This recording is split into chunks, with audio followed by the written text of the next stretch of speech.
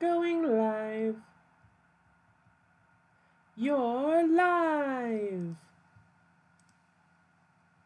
Okie dokie.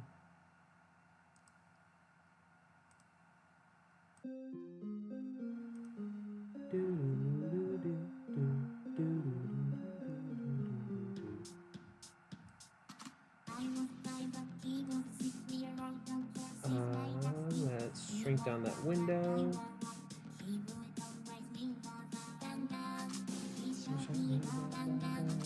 I hit the bang, that awful sound bang, but then you shot me down.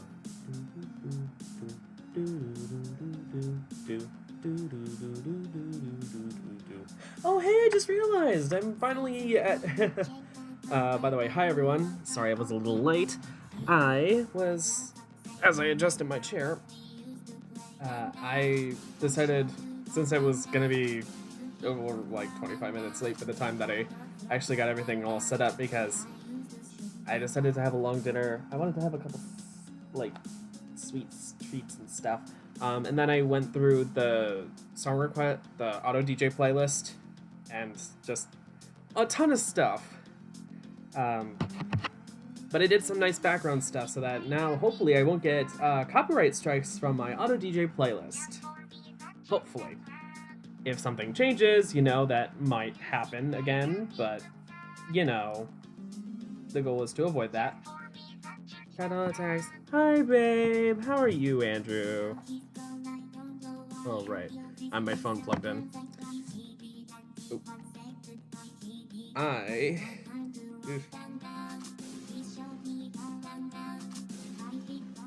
Maybe I need to shower more often. Maybe it's just the fact that I'm still allergic to the shampoo that I'm using, even though I literally just switched brands, and I seem to have less dandruff immediately after first use, but I still have dandruff. Ugh. This is an ongoing journey. Anyways, how are you? Reddit stylistics.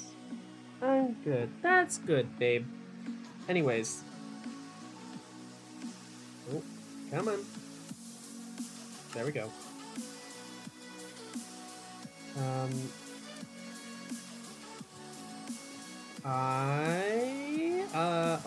So I have two things that I want to do today.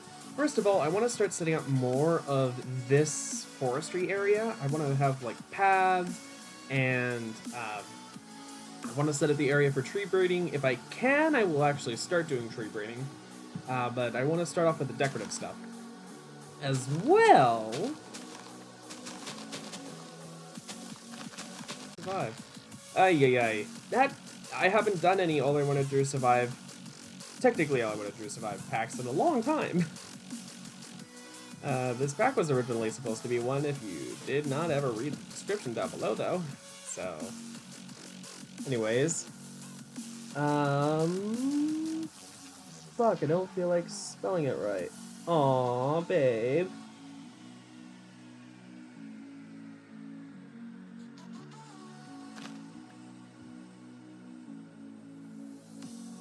Also, I turned down the quality to 144p.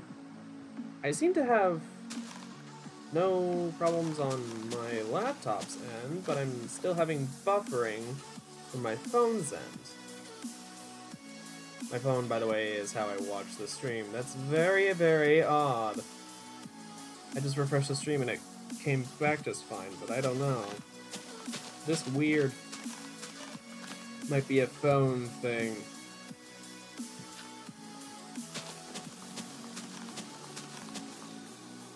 You know what I just realized? I don't even know what actually I want to do for paths.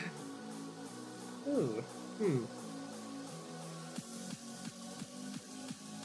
I should probably figure that out before I mine out a giant area. That would be a good idea. Oh, this is still offline. Why?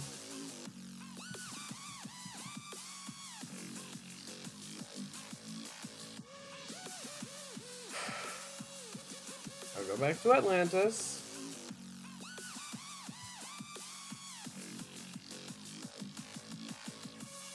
Uh-oh. What's happening? Did we just crash? Did I just experience the first crash in a very long time? I think I just did. Oh, jeez. Passwords library, apparently. So I had it open up.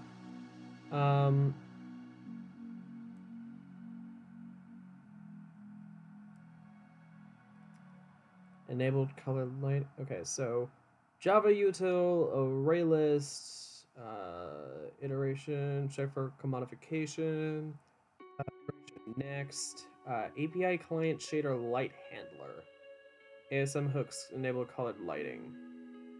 Very odd. Wonder what exactly caused that, because it does not give me very good information as to what exactly did, but, you know, also there's the fact that all my text is ruined, so I think I might just have to restart the game.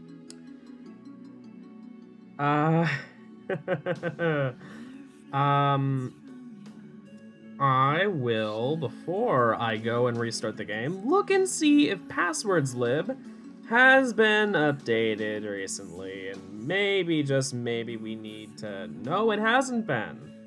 When was the last time it was updated? It was last updated in July.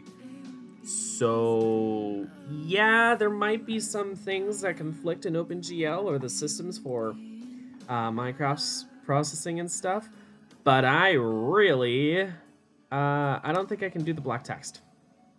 So I'm just gonna relaunch the game. Well then. Ugh. Anyways. As I was explaining, I want to do a funny thing. So I came up with the idea not too long ago to attempt to do something with reading the mods list and coming up with a joke, quip, or just it's just a thing. You know, just oh god, I accidentally expanded the window instead of. Ugh. Oops. Okay, there we go. That should be good. Yeah, okay. Anyway, I wanted to do a thing, going through all the mods, coming up with something funny for all of them. Just like to put it as a video, for the sake of it. It also would give me a chance to explain some of the changes to some of the mods that you might see. It would serve both a comedic, funny, and interactive purpose. You know, going over everything as much as possible. Especially since, right now, I don't think I'm going to be changing any of the mods that I have installed anymore. The mods list is pretty concrete. It's gone through many little tweaks and changes here and there. Some, I don't want to say overhauls, but like minor rehashes, so to speak. Where I switch things out, like how I replaced Mechanism with Mechanica, but that's not a big tweak at all because Mechanica is really just meant to be a more stable mechanism.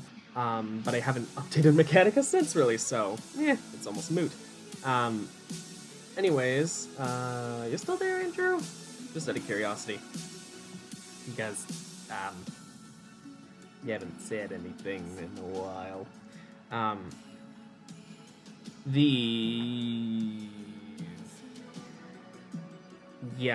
I did actually have another big set of updates originally planned a while back, but then I did all of those updates, and since then I've held off on several big mods updating because of the fact that my world broke as of that big update, so I did some of those updates more slowly.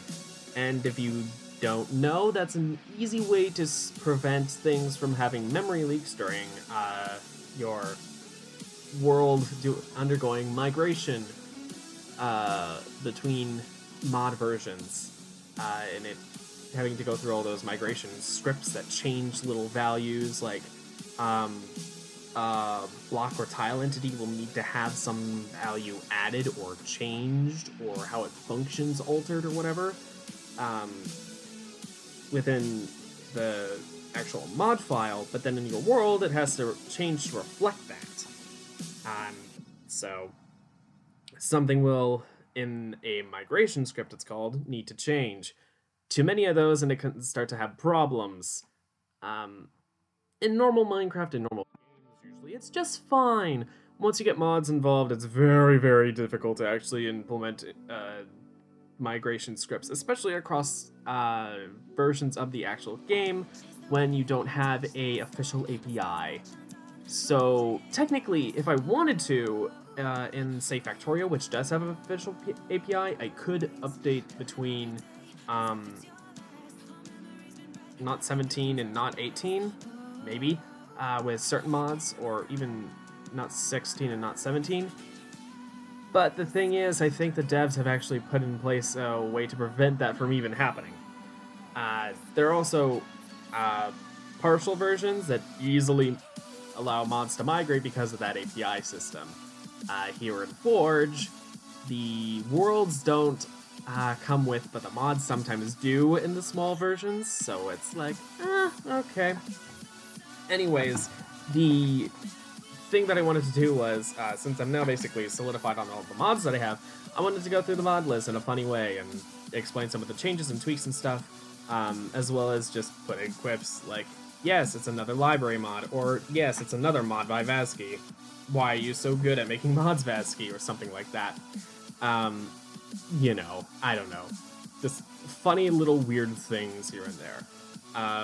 I don't have a notebook or anything with me, though, so I probably... Well, I was about to say, I had these little note cards that I have used for writing down my mod updates. Since I'm not doing mod updates anymore unless I strictly need to, like they're fixing crashes, or it's adding content that I deem important enough for the pack that it can integrate, and 112 doesn't seem like it's going to have very much of that, if at all.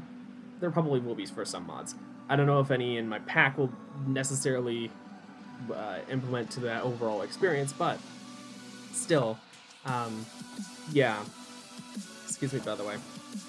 So the best course of action would probably be to write down lists of jokes in an actual fucking notebook instead of on note cards, which I would quickly fill up. So remind me again what this notebook is for. Oh, I have a bunch of conlang notes on this. Ooh. Ooh, so interesting for most people. Oh gosh. Okay, so this is silvery notes for Udem back from 2017. Woo! Oh boy.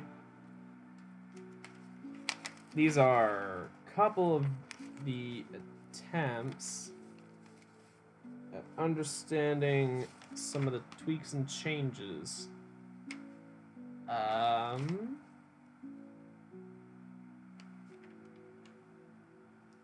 The inspirations, attempts at understanding how smaller, simpler AIWDIS would work, yada yada, a cursive system, multiple attempts at it, I might say, attempts at a numbering system, and changing how that numbering system would work, although it looks a lot more like letters, would have been in that system. Or, well, actually, yes, it does kind of look a little bit like letters for 1 through 9.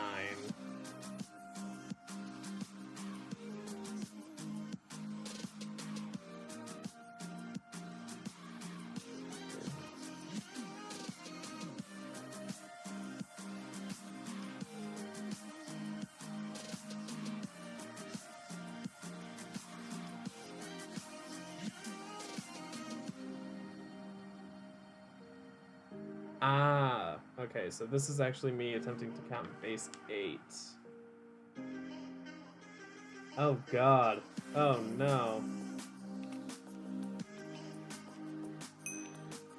What was I doing? Oh, I just realized what I was attempting to do. I was attempting to put everything. Ooh, that's weird. I don't get what I was doing with that. I have no idea, and I'm gonna stop there because I'm confused based on my own goddamn writing, and it is confusing. So, yeah. Oh, here, cursive font. It actually looks cool in places, but is still highly illegible because of the fact that some things look so similar to others.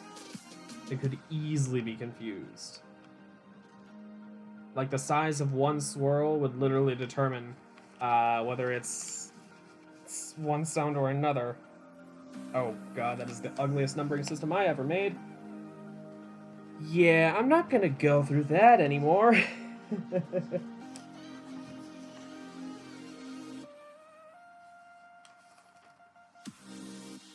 An attempt at writing a silvery style or a featural style. The linear style that I really liked. I forget what language or what fictional language has that. I forget. But it has a really cool looking system where it's just all writing vertically. It might be something like Tolkien Elvish or something. Although it is quite mathematical. I feel like it comes from some Star Trek race. I don't know if it does. I know it doesn't come from the Klingon. At the very least, I know that their language writes with individual characters, not long lines. I think they're also horizontal, not vertical. Yeah. Anyways.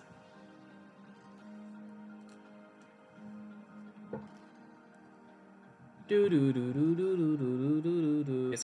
forgot what I came over to here for.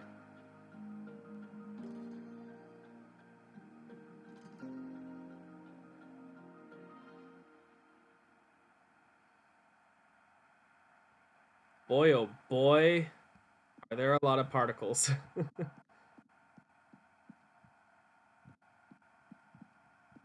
A lot of particles and all that.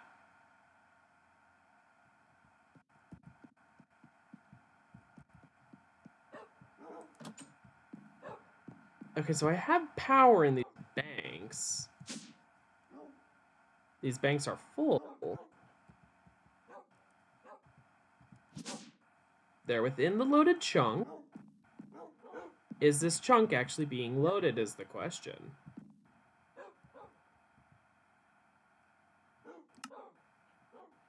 Yeah, it's chunk loaded.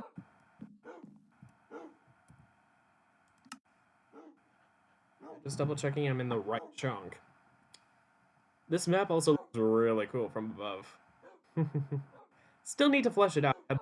Barely anything on the outer ring. I know that the inner ring is kind of crowded, so I need to start putting stuff on the outer ring, but it's like, I'm running out of things to put on the island. And I don't want to have everything on the island, I want to have some stuff out and about. Otherwise, what's the point of having stuff out and about, you know? Anyways.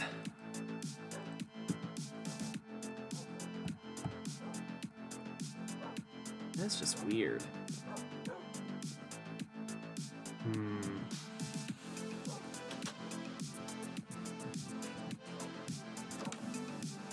Oh, I just had another thought.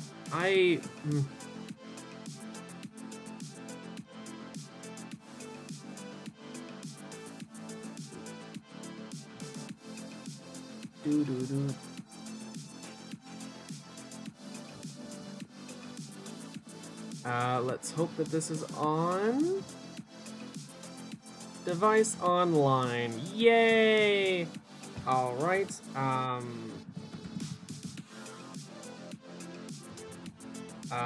it was React, correct? Since it didn't show up in chat, that's correct. Ah, yes, my reactor is now on. Ha ha ha! Yay for extreme reactors. Okie dokie. So, are there particles coming out from the floor? Oh, right. I have a solar panel. And they have torches underground. Yeah, whatever. I'll make do. Okay, so the big thing is, what should I do for the path? I'm thinking I could do something with stone. I could do something with some sort of chiseled dirt. Although I forget, does chiseled dirt convert over to grass or no? I actually don't know.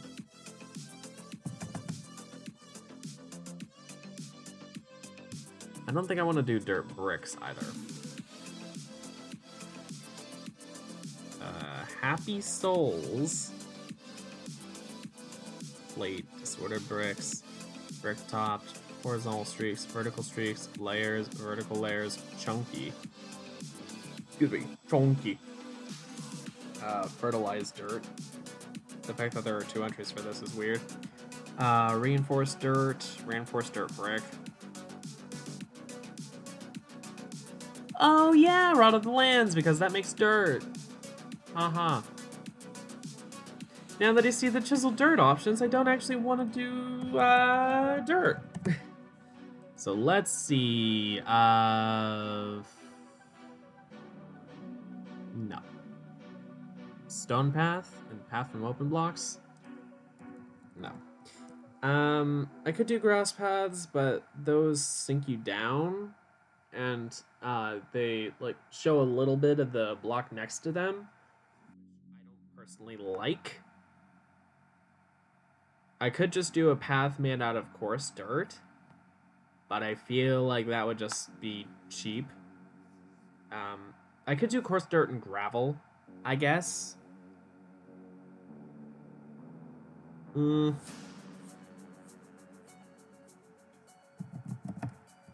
But I only have the one type of gravel to work with, and it's not very brown.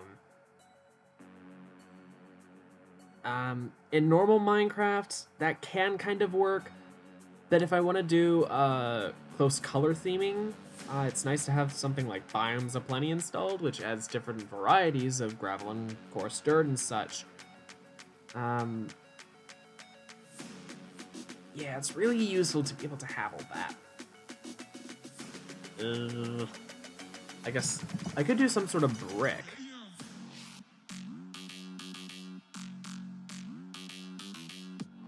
Brick red. Yeah, I don't know.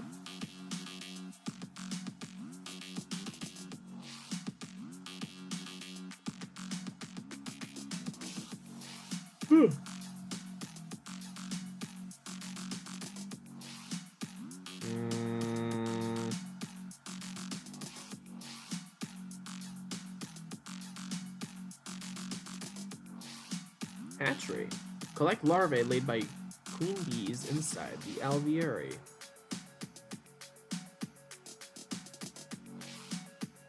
Oh, interesting.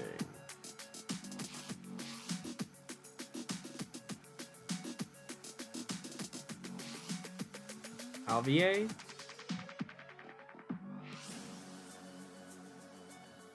Okay.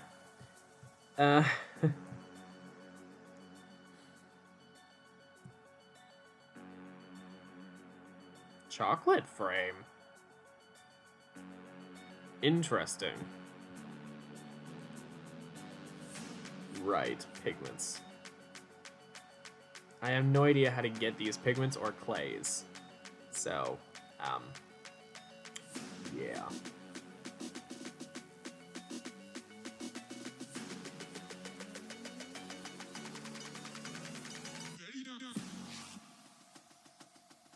Well,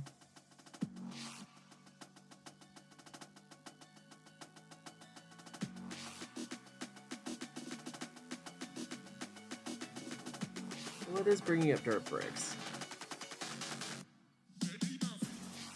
Okay. Ooh, I should sleep. I should also totally light this place up. I know that I won't have mobs spawning in here, but I should light it up just for the sake of lighting it up. The fact that I need to say that is kind of sad.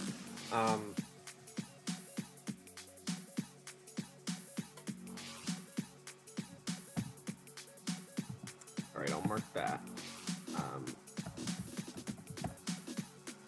Now, do I want sea lanterns? Some sort of glowstone?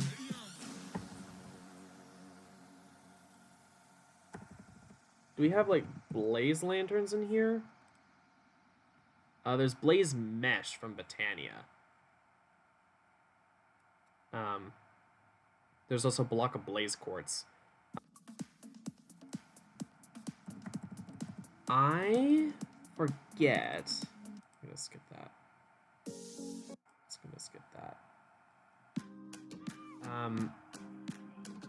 I think it's a Botania thing. If not mistaken, it's a Botania thing. Can I chisel that? No, but I can chisel this. Do I want neon or neon panel? I probably want to go with neon panel. I don't think any of the rest will go along with this very well. Well, cracked could be cool.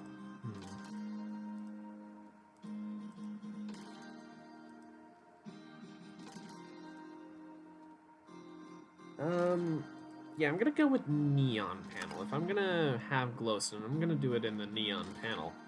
Now sea lanterns. Do I want to do sea lanterns or do I want to do glowstone? That looks...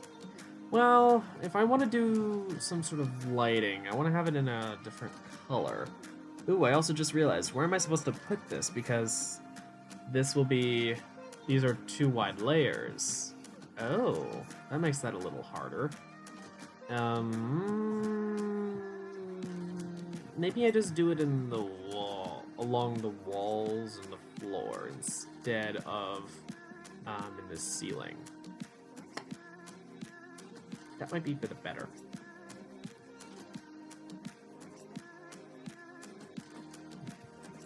And now, where exactly along those lines do I put them?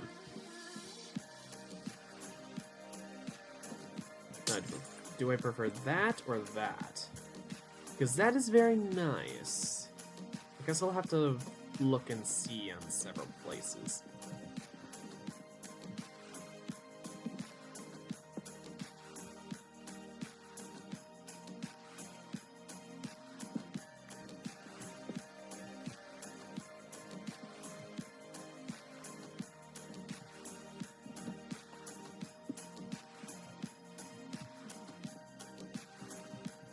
This is 5.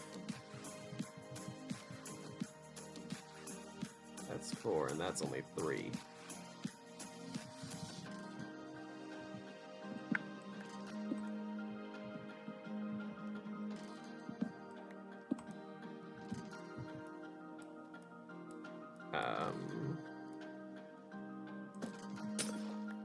Oops, I need to be using that.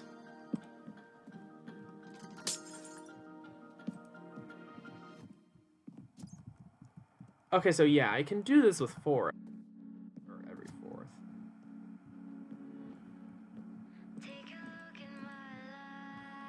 Or with 4 in between.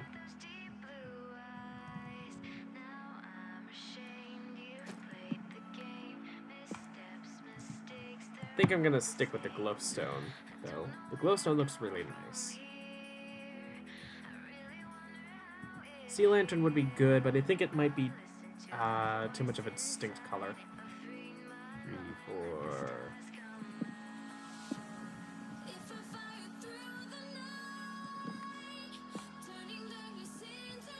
There we go. Now I mirror it on this side first, and then I'll figure out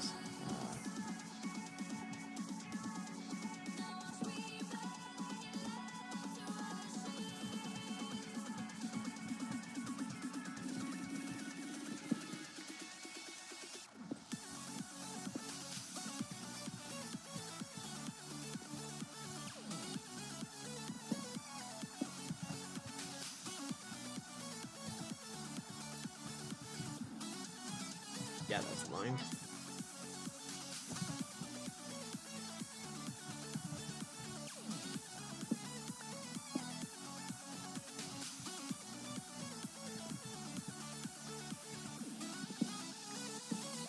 Nope.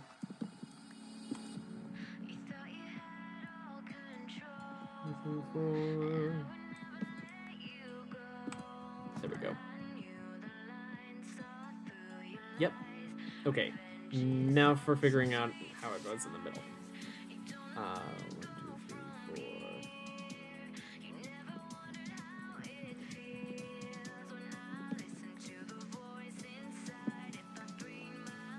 I could do something like this.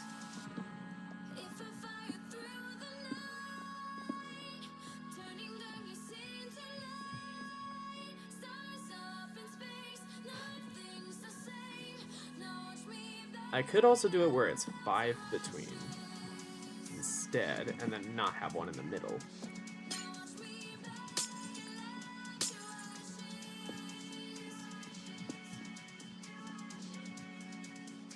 That could work.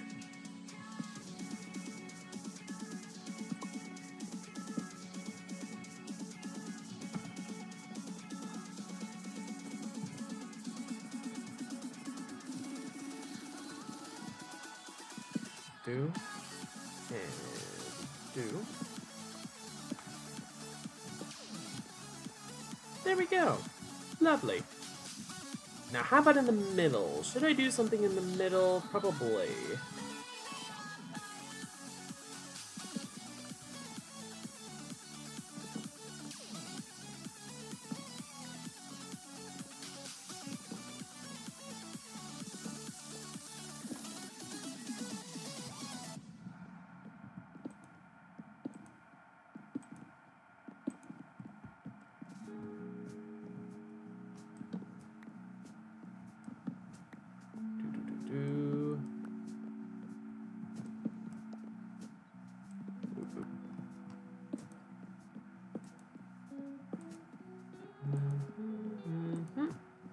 Okay.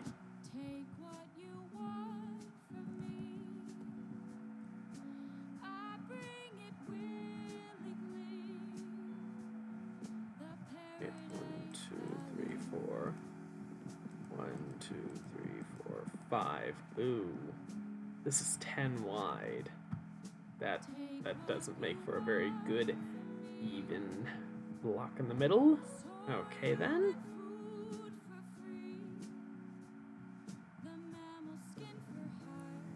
I realize that this is a long distance with that one in the middle as well.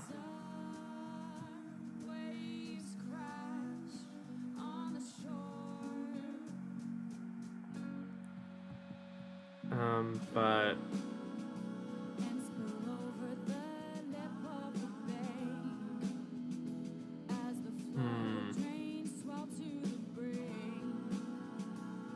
maybe it's better suited as this.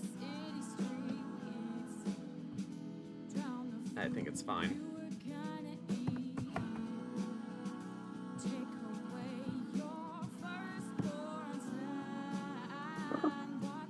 There we go. Yeah, real nice. Okay, back to this. I should... Now remind me, have I put mending on this? No, I haven't. I should absolutely put mending on this. Oh. Please tell me I'm not crashing again. Okay. Good. Okay. Now... Mending. To get a mending book. Arcane and Sorcellator. No thanks. I'd rather do the Enchanter. I get the Experience Rod, some Lapis, Book and Quill, and it's 21 levels. Yeah, that's fine. And I got Mending.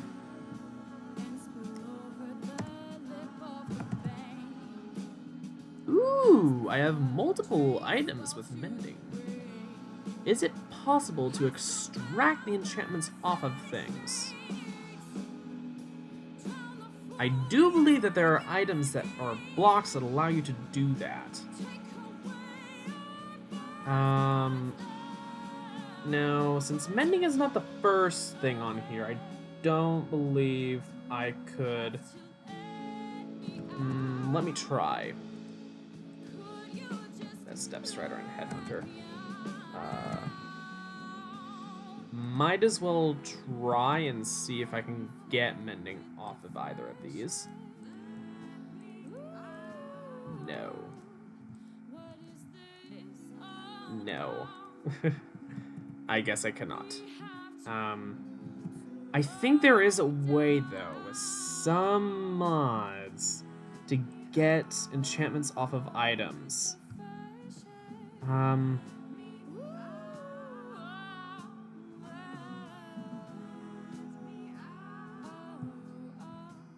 really want to try that out, but you know what? I'm just gonna go with the Experience Rod and Lapis and Book and Quill. I mean, it's really easy.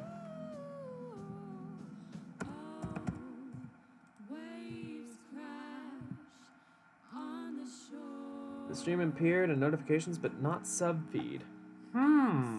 That's annoying. Anyway, how you doing, dude? Right.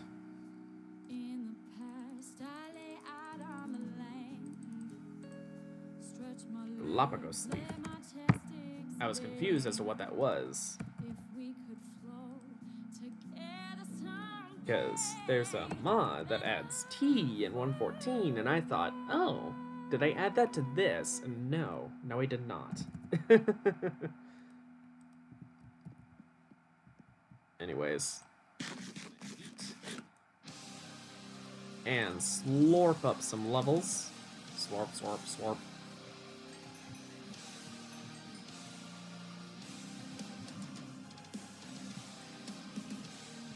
Doop, doop, doop. Yay! Okie dokie, now I can add that to that, and it's 3 levels. Slurp, slurp, slurp. Doop, doop. Doop-a-doo-doo! Okay, so if I hold that and slurp up levels... No, that doesn't work.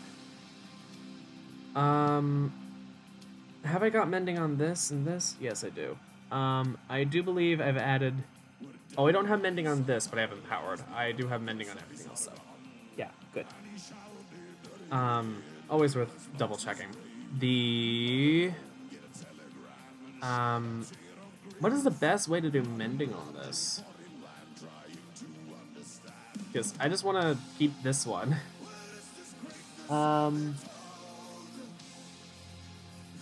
By the way, thanks for being the only person to use the song request feature in the past however long.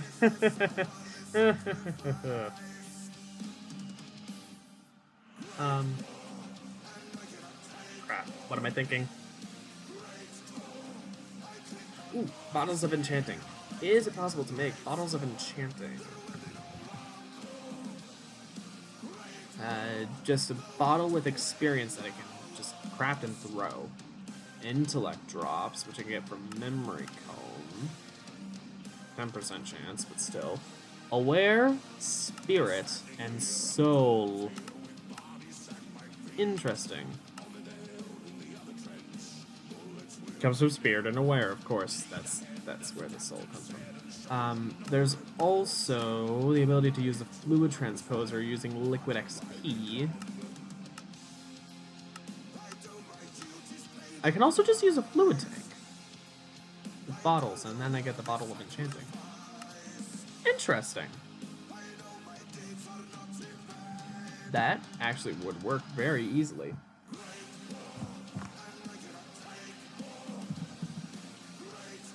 Fluid Tank. Give me some glass bottles, please. And then I need me... Actually, ooh, I do still have the thing in here. But now what I need from here is a bucket.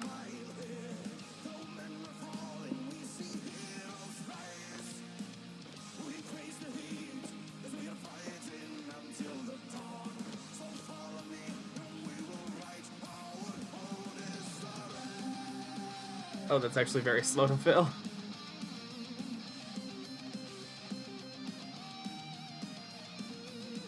And I only want like 16 at the moment. let's see how much I can fix up my chisel that way. Because my armor is basically completely full. If I'm just holding my chisel, and then I throw the bottles of enchanting. Okay. So that has helped a lot. You know, I almost completely forget to appreciate the skin collection that I have for the regeneration mod, because, like, I almost always am wearing my armor. Anyways.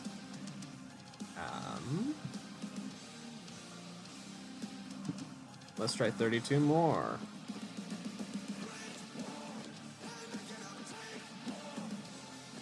I have so many buckets of experience in here. It's almost absurd. Like the music? I mean, it is your stuff. Or are you asking me? Because if so, it's... feels like it would be good battle hymns, but I'm not in the need for a battle hymn at the moment.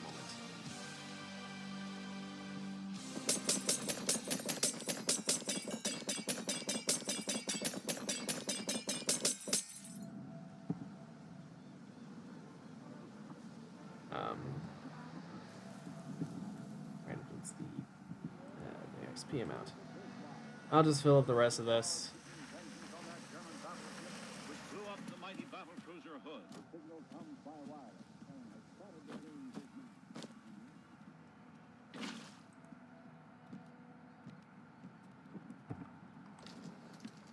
Nope.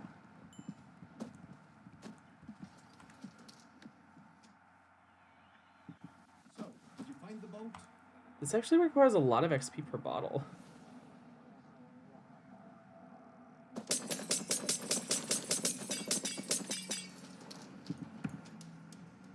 Alright.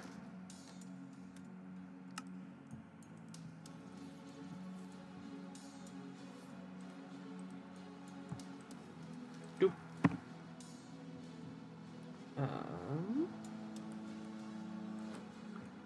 Actually, I just thought I could leave it on the chisel. Do carry on, and then not show recipes, configure IO. Push. There we go. And then it just empties out. Mr. Flamegoat tried to swim in lava. Good for Mr. Flamegoat. Live your dream of being a lava mermaid. Except for actual war battles and heroes. I mean, yes. Yes, that's true.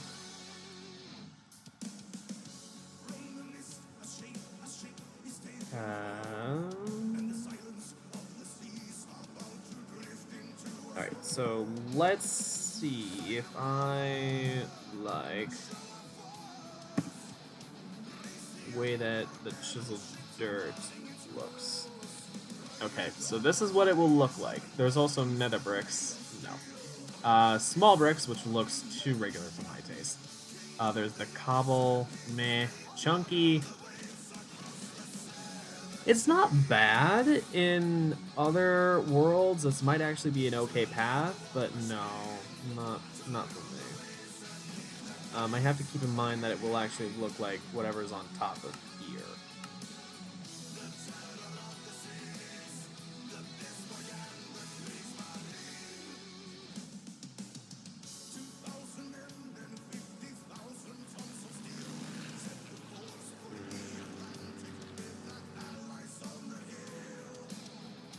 Of course, it will be, you know, wider. Most of these textures are the same on all sides. So, like, for example, the bricks, same on this side as opposed to this side. Although, you know, the bricks looks very weird in my opinion. Cobble, that's reinforced dirt, reinforced cobble, happy souls.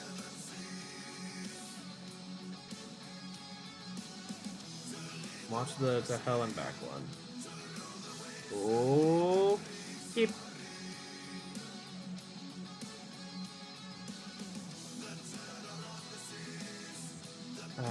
Disordered bricks.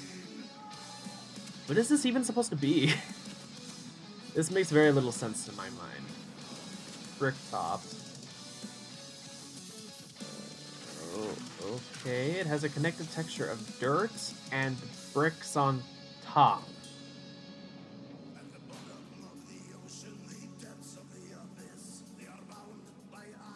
Okay.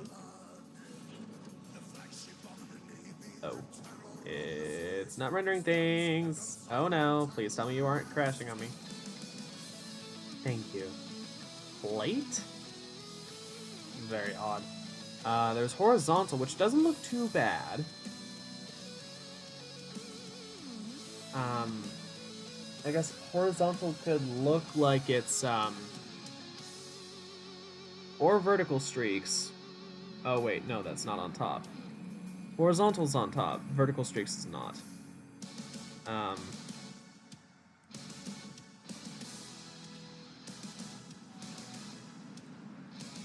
don't want just the plain dirt, of course, that'll turn into this. It's about Audie Murphy. Interesting. Go plate.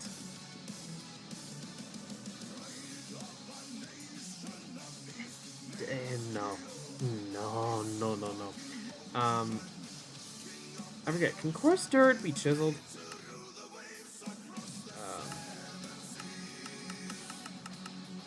The answer is no. Ah, yes, I was confused. Like, doesn't that mean that I can chisel it? No. Or find a chisel in another page? No. That means I can find a chisel in another page. Okay.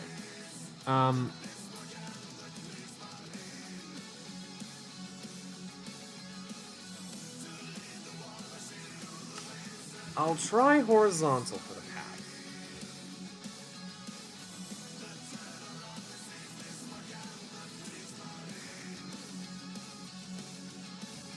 Boing, boing. Oh god. It's... because it's slow to load, it's like, oh no, we're lagging out because you're bouncing. I still love how I did this.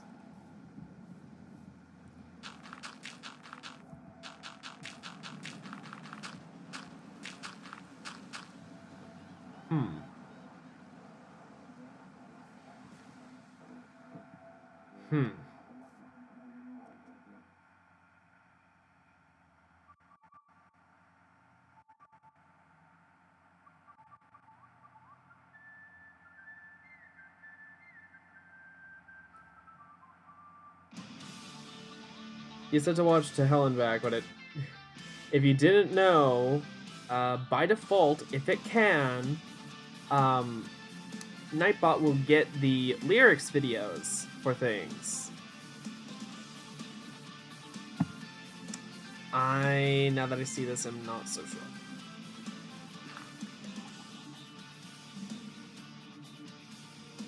Rubber banding to a whole other level?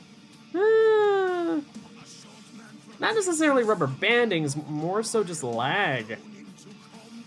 When you're in single player, I don't really experience much rubber banding. That's a very rare incident. Ooh.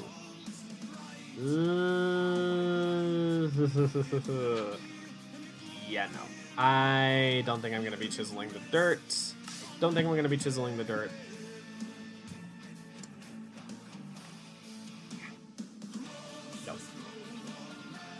Okay, then, what do I use? I could do...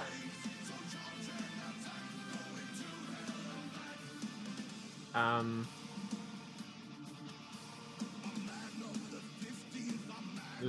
just thought. I am about to have the same problem with bricks as I had back in the Atlantis base.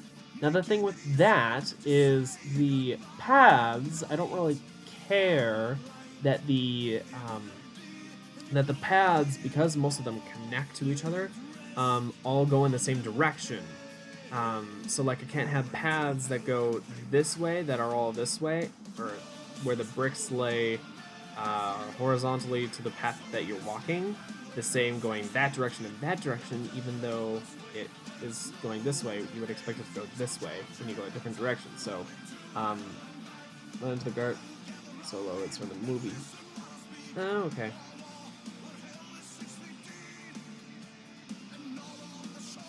I feel like like you've shown me this video before, or attempted to, and that I wasn't watching as intently as I should have been. Oh, there we go. There's the movie part.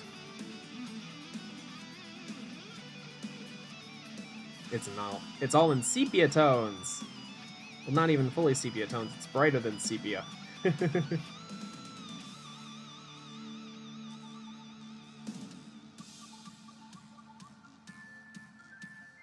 It's like it gives the illusion of color when there is none. And then it's just fire effects. Fire effects.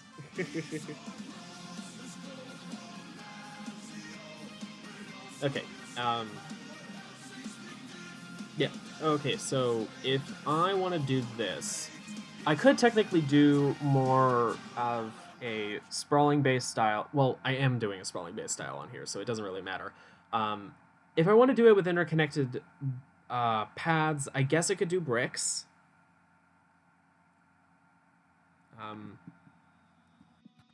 Okay, I'm gonna, I guess, look. I'm fairly certain that there are chiseled variants of stone bricks.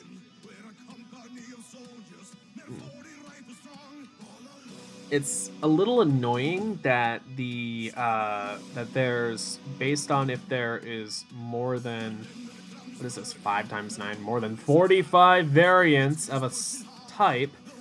Oof. That it rolls over like this, where it switches between the rollover, where it goes over into what would be another page, what should be another page, but instead it puts it here. That's really annoying. I believe in 1.7 it still worked where you had these arrows. These arrows are here, but they're disabled. It's really weird.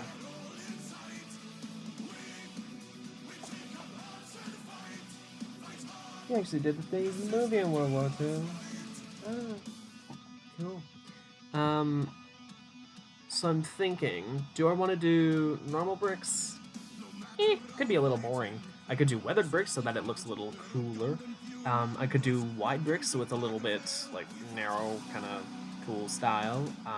I could do something like disorganized tiles. I could do braid.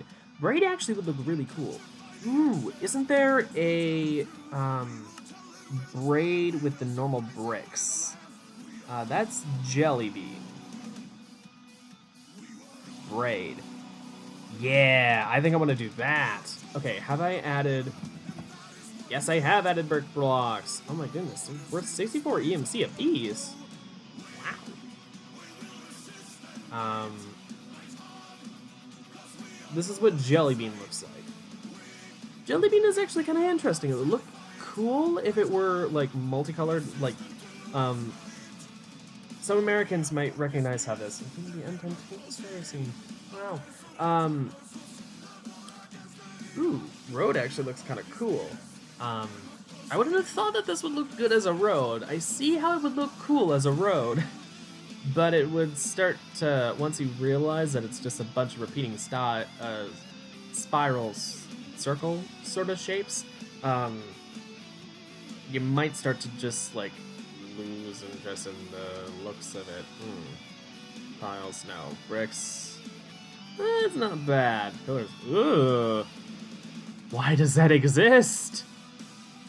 Ugh, there's probably a place for it, but ugh. Twisted. Ugh. Prism. Ugh. Cuts. Yeah, I still don't know why this sort of pattern exists.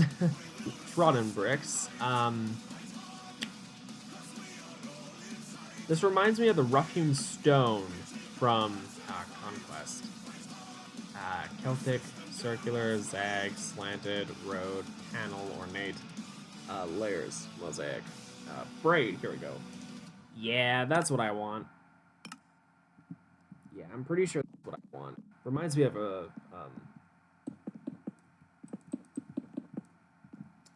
reminds me of, like, outdoor decks. Or, like, a patio of sorts. Yeah, I like this. I really like this. It is a little odd that there's that one pixel, like, that I'm hovering over.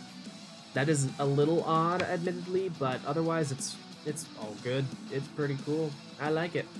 Okie dokie, so.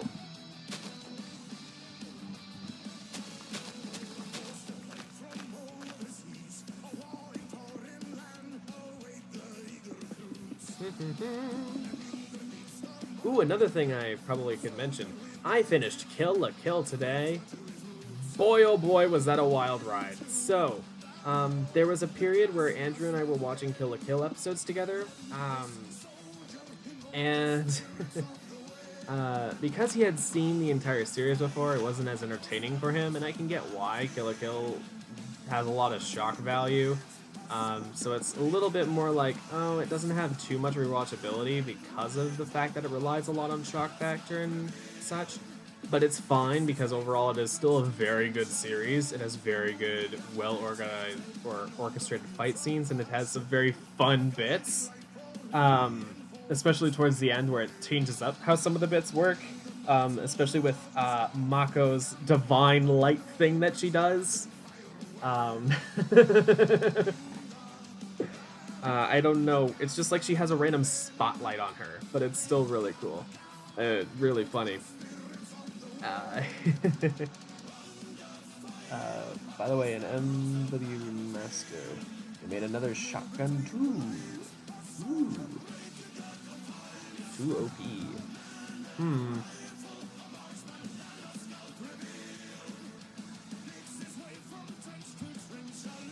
It's like shotgun. Shotgun too OP. Ooh, that reminds me. I guess this is relevant to Minecraft. Speaking of shotguns, the new mechanics for the crossbow in the most recent combat update snapshot were, a lot of people were saying that the crossbow is basically a shotgun now, at a short range, because, this will take a little bit of explaining. Oh boy. Buckle in, kiddies. The current mechanics of most things in the game for combat is that there is a invulnerability period. Now, in the most recent combat update snapshot that Jeb posted, there is a change that makes it so that crossbows and projectiles in general will no longer cause an enemy or an entity to go into an invulnerability period. Right now, every sort of damage causes a short invulnerability period. You know how things flash red for just a second like that? That's the invulnerability period. It lasts half a second to a second, it depends on the damage and the amount of damage and what's being done. It slows down attacks on players. It is part of timing out how fast you are able to hit things. It's part of reinforcing the speed at which you have to strike, because notice how this under my cursor, it's charging up. If I were to do it like this constantly, being really quickly timed, I would just barely be missing the invulnerability period, but slightly under in the max damage. There are changes that are being made to change how the max damage is calculated, or the damage that you actually do is calculated. A lot of cool changes that make it so that you can just keep holding down and it will continue to hit, but it won't ever do the max amount of damage possible. It will just do really close to it, which is intended to help cause the combat parity between the Bedrock Edition, which includes mobile players, and all of the Java Edition. So, you know. Oops, was thinking we're talking about a comic here. Oh, yeah, no. Yeah, no, I was talking about the anime Kill la Kill.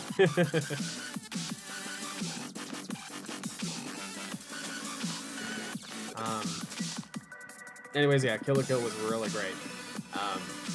Wild ass ending, kind of sad ending.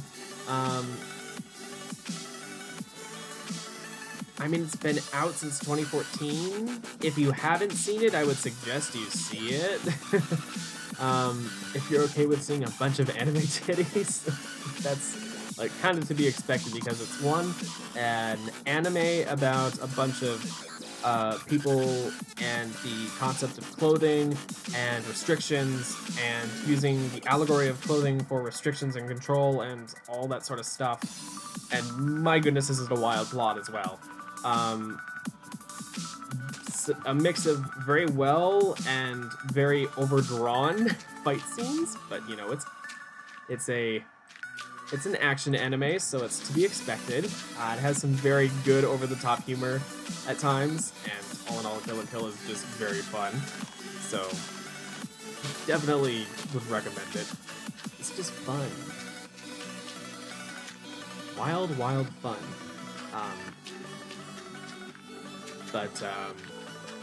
Yeah, so there are back on the note of shotguns.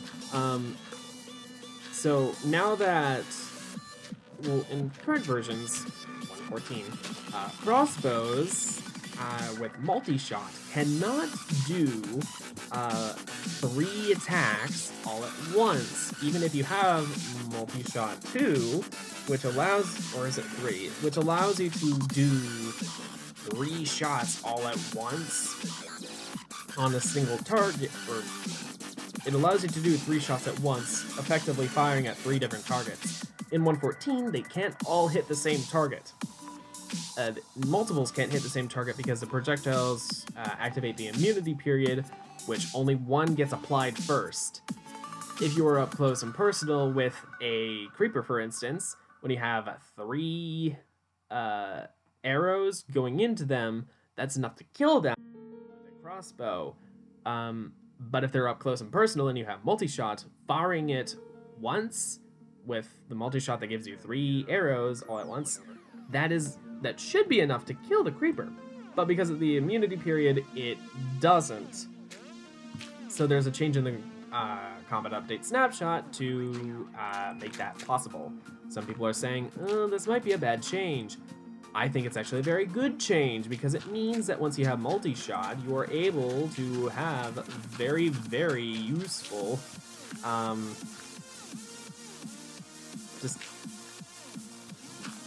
it's just very useful up close all of a sudden. Okay, here's a little bit of both real world and in-game knowledge dumping, so be prepared. Oh, the conversations we have just when I'm rambling on about nothing. In real world and in most games, because it reflects reality, and I mean it's just by nature, using a bow is very difficult when you are in close quarters. Crossbows, however, go around a little bit of that. The usage of crossbows bypasses the limitations of being in close range combat where you are using a ranged weapon. When you use a ranged weapon, part of its abilities are that it can hit things pretty well if you aim well and you know your bow and you know your arrows and how they skew. If you have really nicely manufactured arrows of modern equivalents, there is no randomness to them. In many games, though, they add randomness to them because of the fact that, well, they're wood, and wooden arrows do not, well, they're made of wood, which shifts and alters its shape over time, and really it just is a pain to actually fire wooden arrows.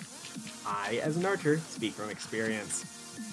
My preferred arrows are always carbon fiber because of the fact that they don't do that nearly as much.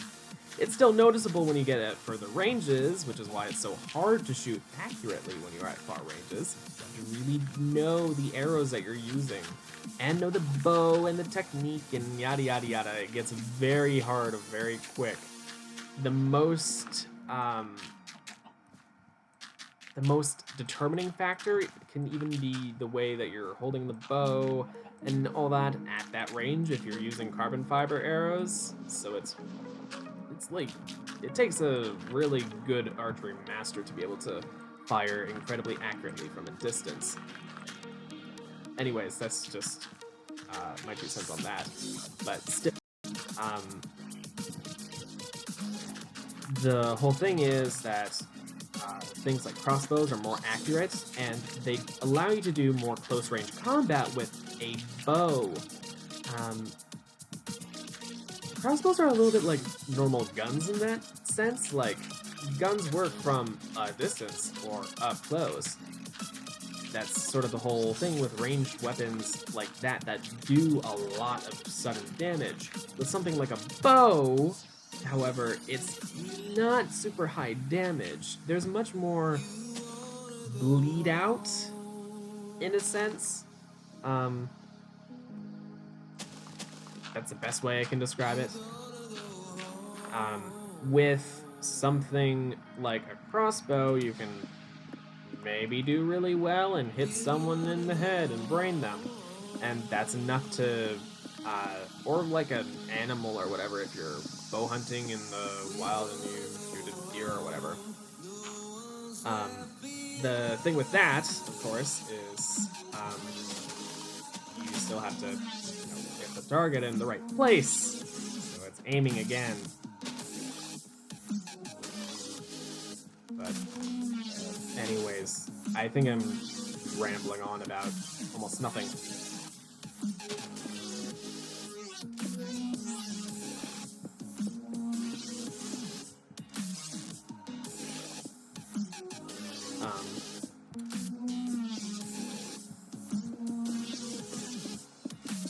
What was I thinking?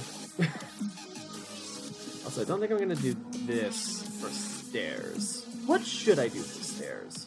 Ooh, that's a good question.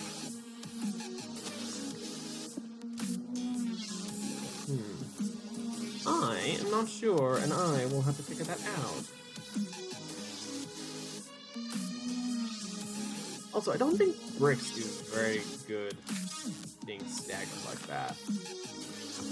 Much better squared. Yeah. Yeah, that's good. Anyways. Yeah, so in the new combat update snapshot, crossbows are shotguns. At least up close. From afar, they're kind of always been like birdshot shotguns, which fire a large number of projectiles at a large number of beings, but whatever. Some people think it's OP. I think it's just a really nice progression. I think that crossbows, by nature, are just a really difficult invention, and I think that they need to probably incorporate iron in their recipe, and maybe we need to do crossbow bolts instead of normal arrows, because normal arrows in crossbows don't usually fire very far or very well, because crossbows usually go for small size but a lot of power in a very small space, so it can actually split wooden arrows if you use a really nice crossbow. But, I don't know. With the medieval fantasy aesthetic, the old style crossbows were made entirely out of wood and then just had normal bowstrings. Usually made out of animal sinew, I think, which is intestine or muscle, something like that. I think it's intestine. So, yeah, no. But, yeah. Anyways, what should I do for stairs? I could just do normal stone.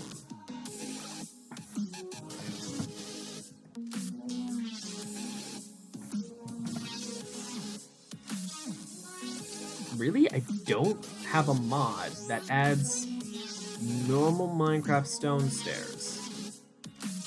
I'm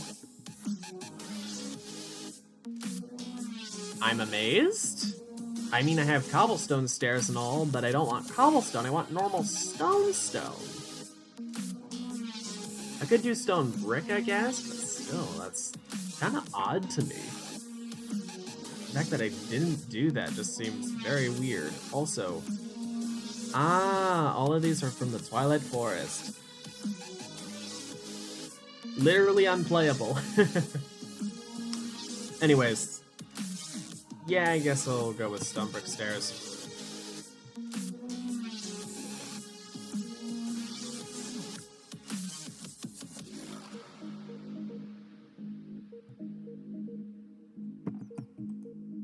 Oh, wrong thing.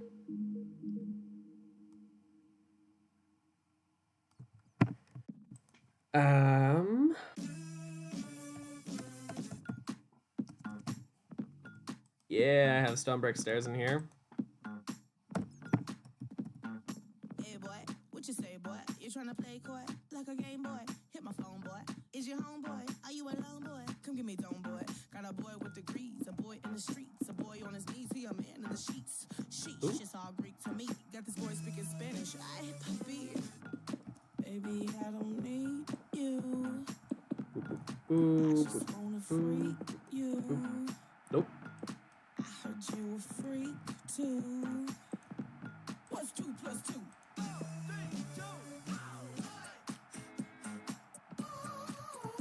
Can I carry on the hive? I don't think I can.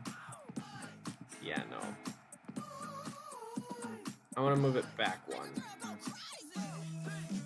like big boys, itty bitty boys, Mississippi boys, inner city boys. I like the pretty boys with the bow tie. Get your nails did, let it blow dry. I like a big beard, I like a I just want it a little bit further back. Come and get a taste from the playboys to the gay boys. Go and slay boys, you my fave boys. Baby, I don't need you. Ooh, that reminds me. I just wanna This is ignoble stock, and I want to avoid using ignoble stock if I can. I know it's unknown, so I'm gonna put it in here. Wait. Oh, did I already have ignoble stock? Oh. Okay then.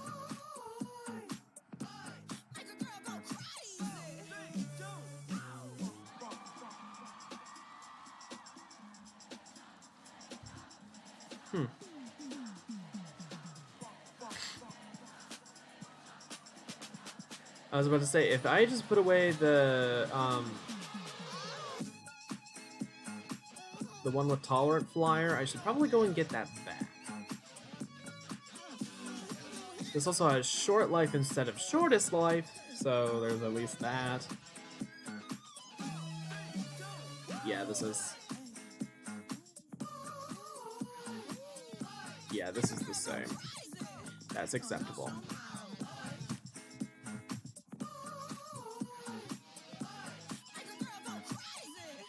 I should go and get more frames. I believe healing frames should be what I use.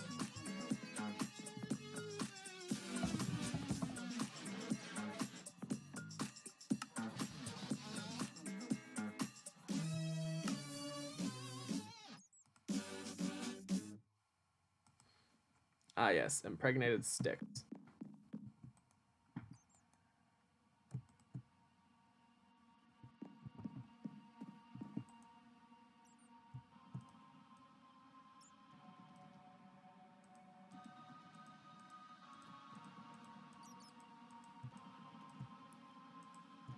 Healing frames.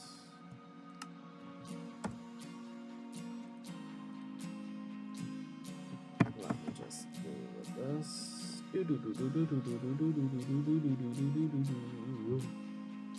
And replace this frame.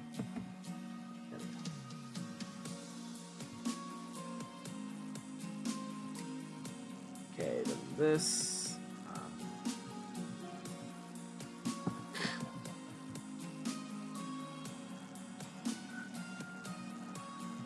Then I just have you analyze.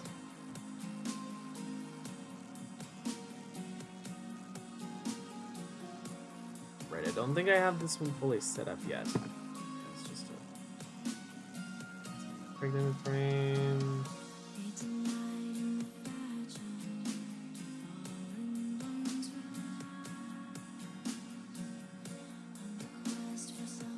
These don't have any genetic decay on them. Although it might be that genetic decay is the same as mutation, but I'm not sure.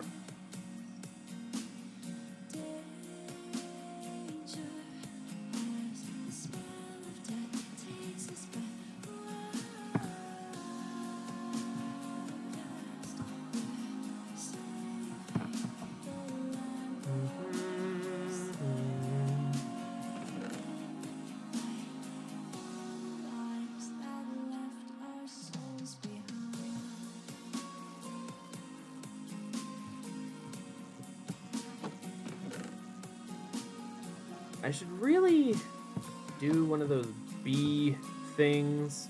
One of those apiarist chests, I think they're called.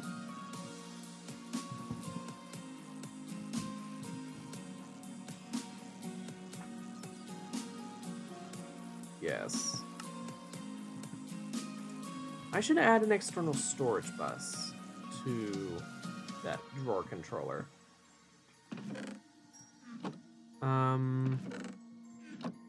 Yeah.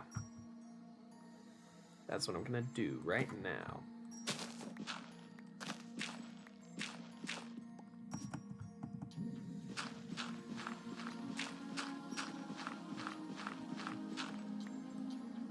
Ah, yes, here we go.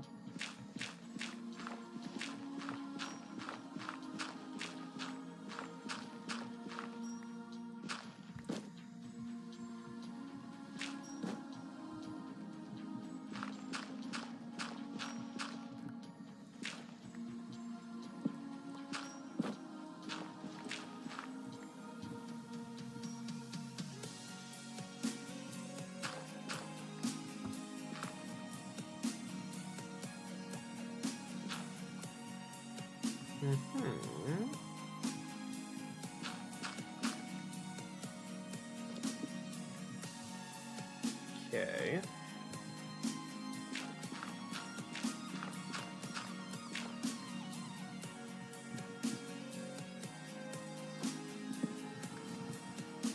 All right.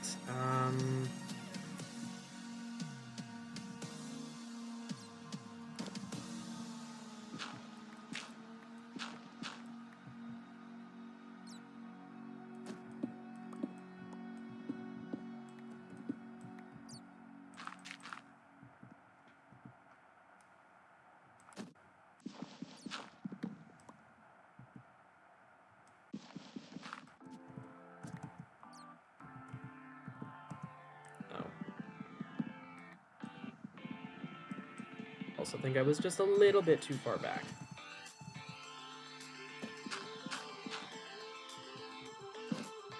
Oh well, that works just fine for me. I think I need to go ahead and get another conduit facade made. With this block.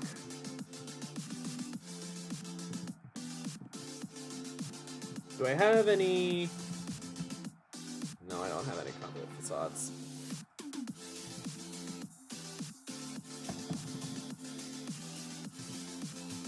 Add that to that. Let's sleep real fast. Wow, it's almost 8 o'clock already. Jeez. I feel like I have done nothing. And the answer is yes, I have done basically nothing. I feel like I've done mostly just babbling around, doing almost nothing for an hour and 20 minutes. Oh gosh, this is what happens when I just go on about absolutely fucking nothing for too long. Ugh.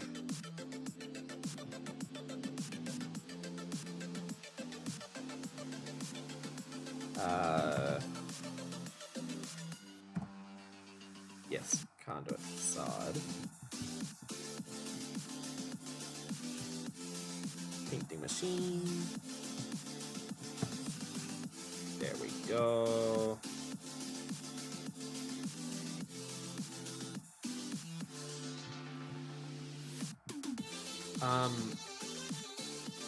I will need a bit of...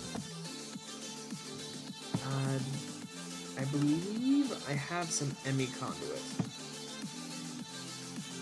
This bag No, I don't. I have ME glass cables, but not any ME conduit. So, I bet I have some in here, though.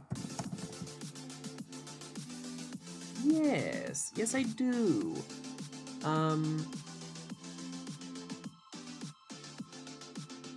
I might actually need dense ME conduit.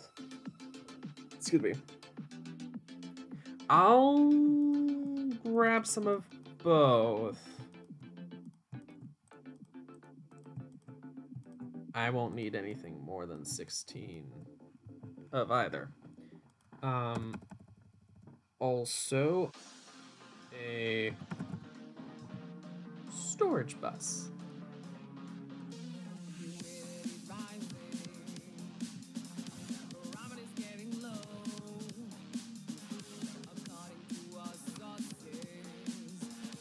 The streets the place to go, just enough for the first time. Just enough for the first two. Alright, let's see. Does it connect to normal ME conduit first?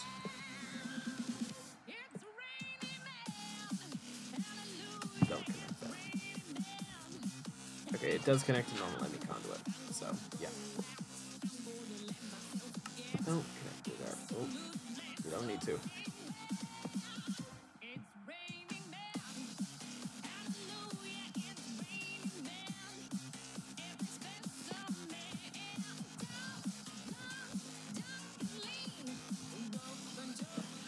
There we go. Conduit facade.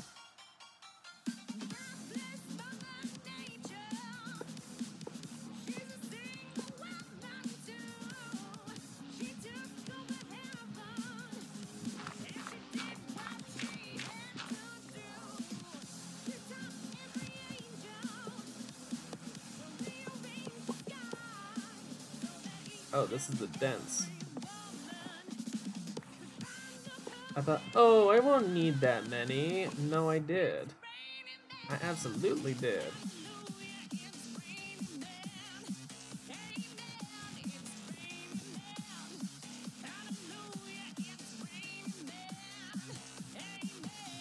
Just give me the amount that I need for now. And then I'll put all the rest back.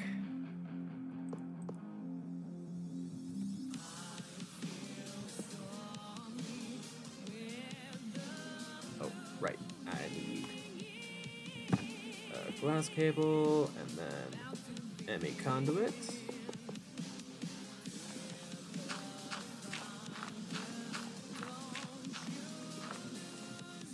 Oh.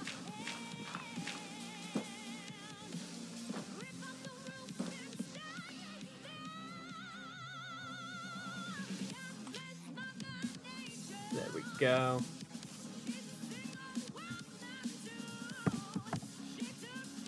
I could put them back, but better yet, I could just...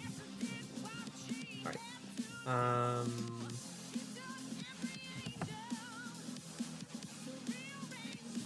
have plenty of these. Alright, now. Apiarist chest. I have multiple now. They do not have an EMC value. Yay. They have 5 pages. Oop. I just remembered, I still have this notebook on my lap. I wanted to do some writing. I might not. I'll save that for a little bit later. Oh.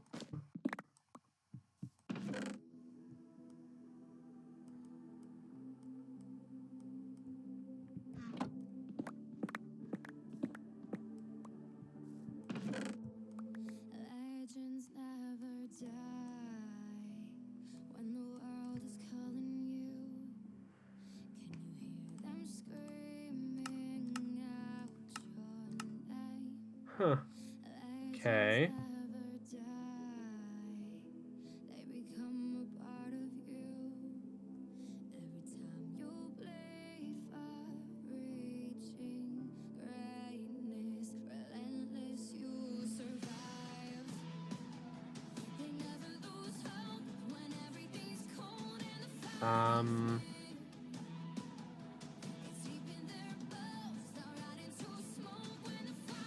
Oh, this is for breeding combinations, I think. Alright.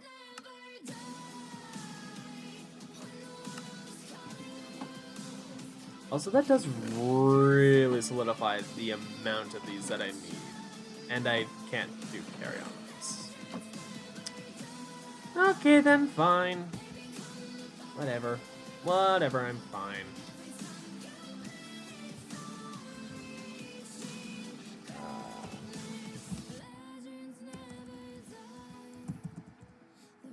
Ooh, I do have some drones.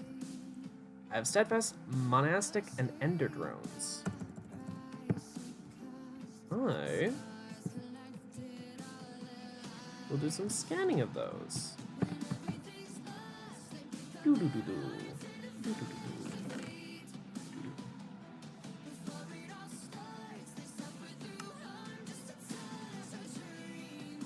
This actually allows me to go through all of these very easily.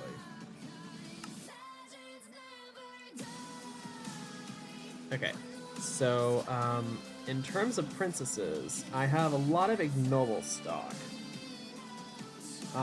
Any one of these with an unknown genome, I can pull out, I guess.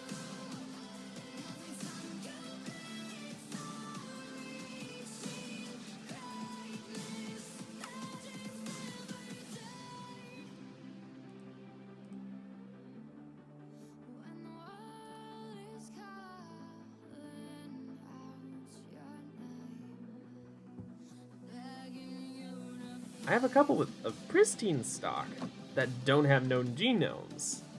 That's a little odd.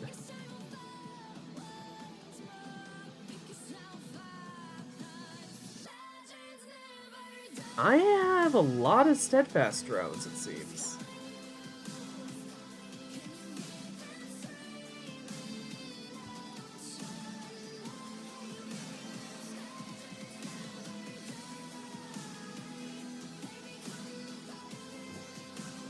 Of course, these are all the same, but you know.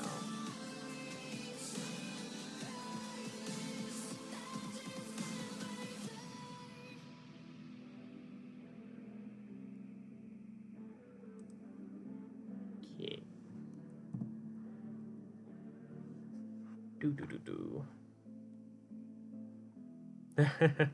I'm still reminded of the fact that I still haven't gone and killed a couple gas so that I can make a frickin' acceleration wand. Just too lazy.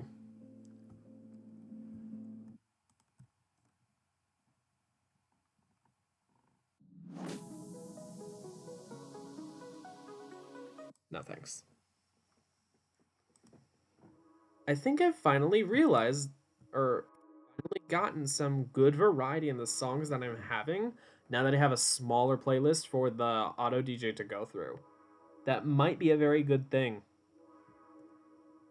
Well, actually, it definitely is a very good thing because I don't want it to constantly be going through the same handful of songs all the time.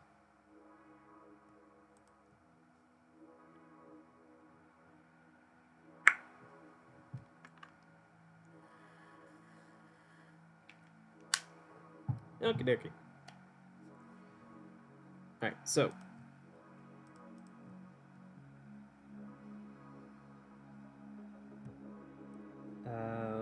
Tolerant flyers. Not tolerant flyers. Okay. Alright. I do believe that with bees you can breed trees. You need a bee apiary or hive or whatever in the middle of some trees that you want to cross-pollinate, and using them you can get different tree species.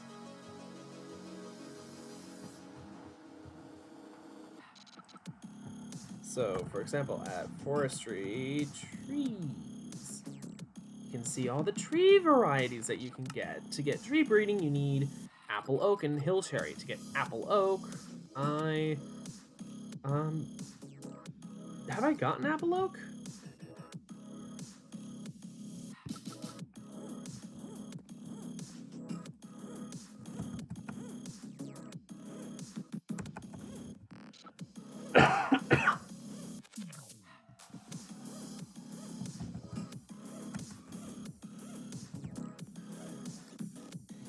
That's a normal oak sapling. Thought I did get apple oak at one point. Might be the fact that it's removed or something. Now I probably should do this is analyzer for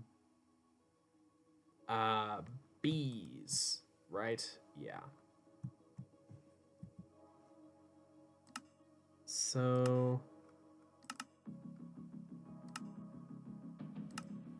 farming.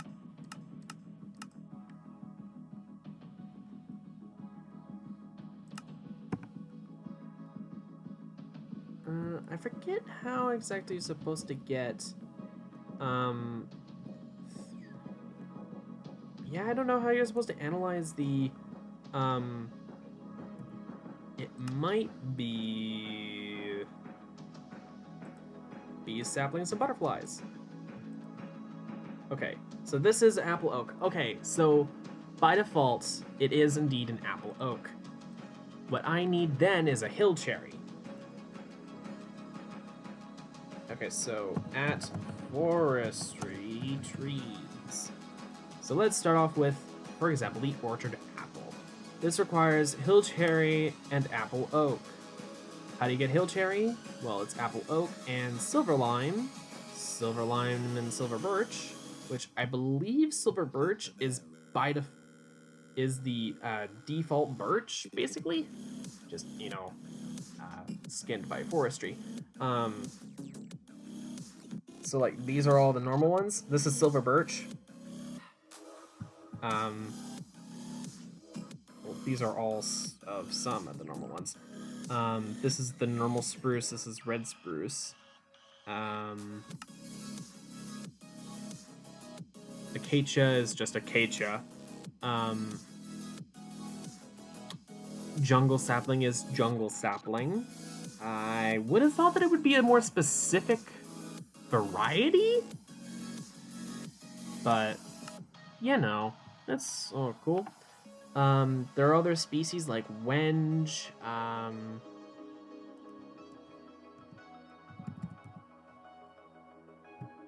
Yeah, and how do you get wenge? Balsa and cocobolo.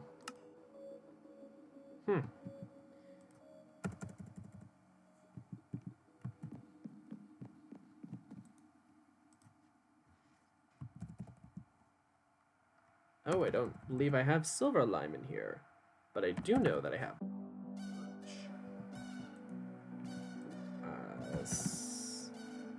No, I don't have silver lime in here either.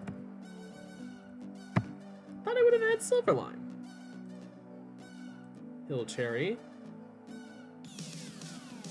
Silver lime pollen. Oh, the silver lime is birch and apple oak. Okay. So in order to get this, I first need to get hill cherry. To get hill cherry, I will use, well, I guess I have to use silver lime and either birch or apple oak. It'll be whichever. But I need to get silver lime, and in order to use that, I need silver birch and apple oak. Okay.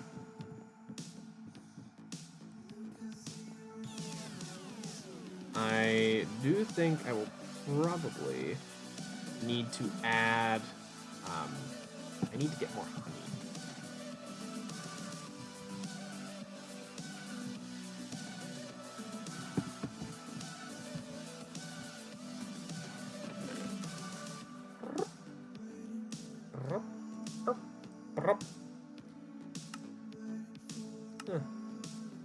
This makes it very easy to keep track of the bees that you have. Damn. Very, very easy. Okay. Anyway, for real though, forestry.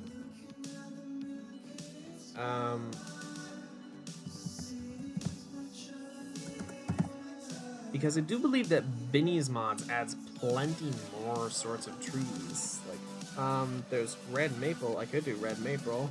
Could do Lawson cypress. There's Douglas fir, western hemlock.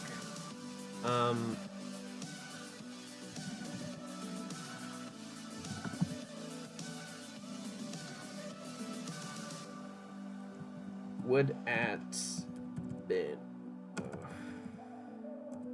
I'll just do wet wood.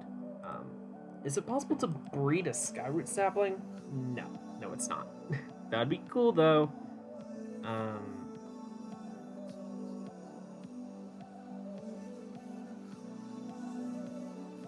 Orchard apple, sweet crab apple, flowering crab apple, prairie crab apple.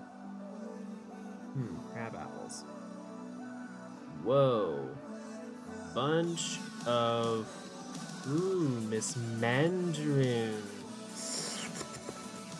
Pomelo and hill cherry. Okay. I guess I'm making the Miss Mandarin. Pomelo is going to be another one, which requires hill cherry and lemon.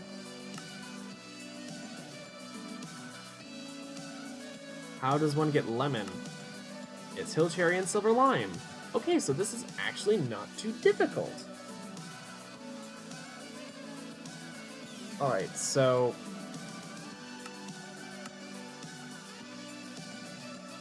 I could do things with a mutatron and yada yada yada. I could try and get pollens. I'm thinking I will just do the tree breeding, because this has about the same amount of chance to go wrong as well. So, you know. But hey, we get lemon saplings, as well as mandarin. So yeah, we'll be getting plenty of fruits here. And then what can I use the mandarin sapling to breed for? I can get kumquat, orange, Buddha's hand, tangerine, and Satsuma.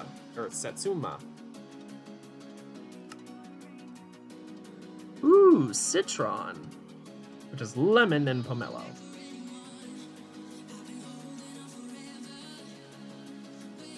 Mandarin is hill cherry and pomelo. Okay, interesting.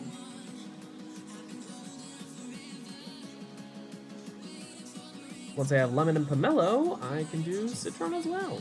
Why not? Cool. Okay. That'll be a long and tedious process, because I do believe that this takes a good long while to breed trees. Yes, it does. Oh, I also don't have any bees in those.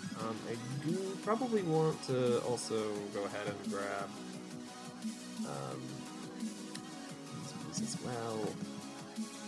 Just gonna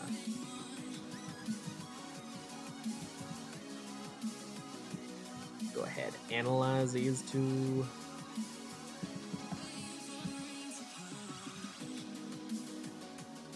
I have no honey drops. Ooh. Remind me how I get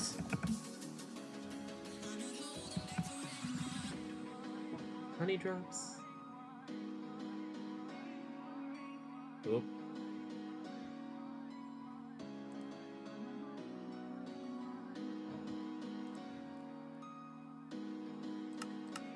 Oh, just centrifuging comb.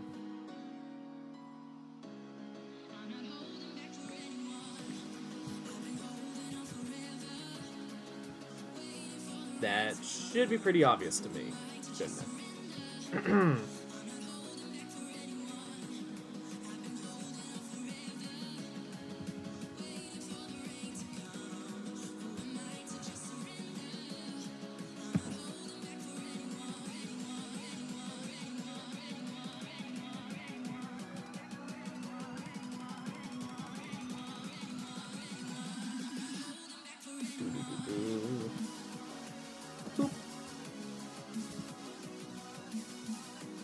What's out here? Wine raspberry.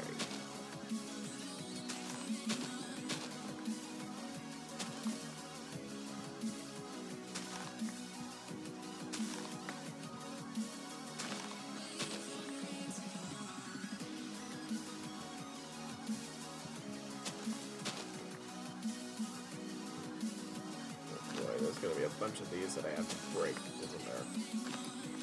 Yes, yes, yes.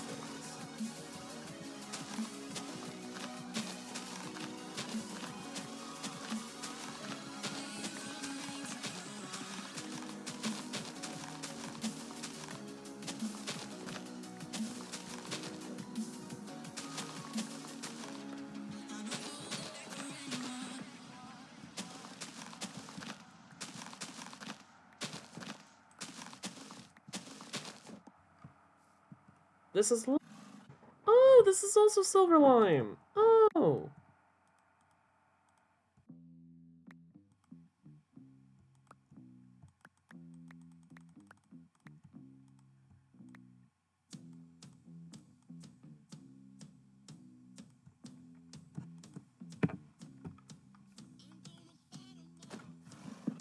Now I don't think I need to... I don't need to breed a silver lime. Da da da da.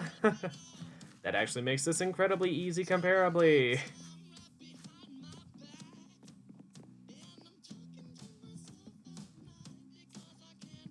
Is there an arborist chest? Yes, there is.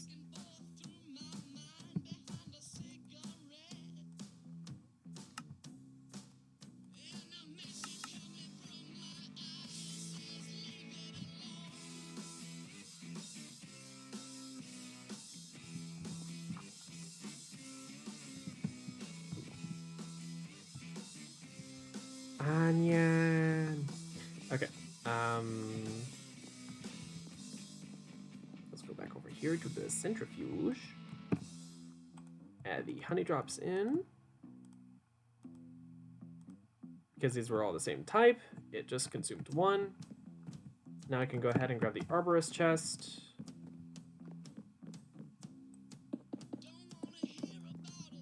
This will be the way for me to do all my tree breeding.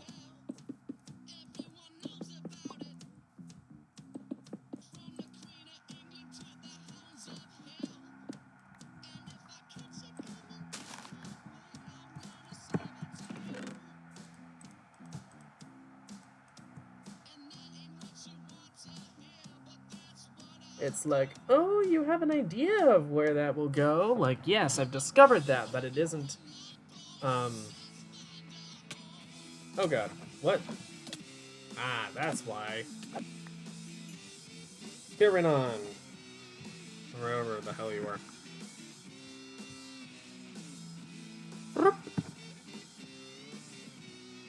Actually, I don't want these packs in here. I wanna do.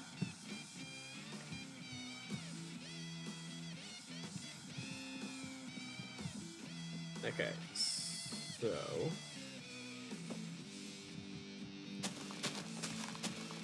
if I go ahead with more terraforming.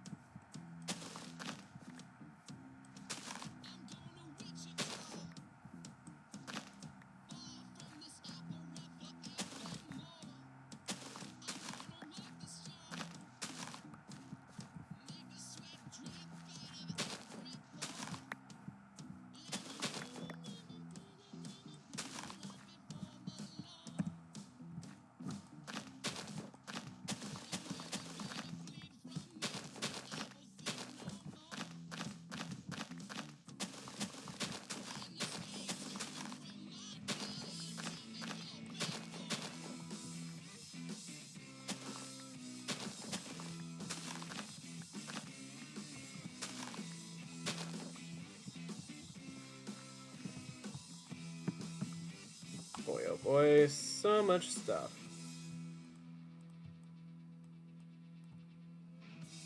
Onion.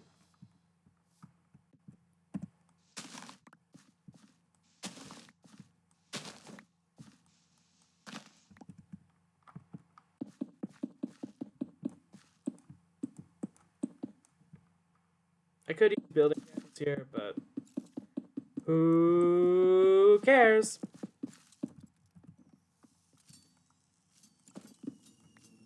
Alrighty.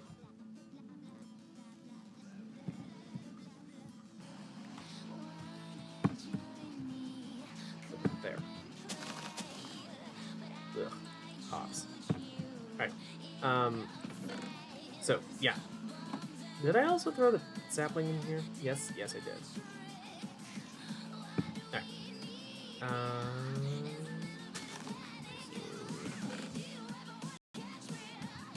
Oh, that's the wrong thing. Also, what is amaranth even used for? It's a grain, so I can make flour with it. I can make cheese and shrimp quinoa. And amaranth seeds. It's actually very limited in its usage. Well, it makes flour, so...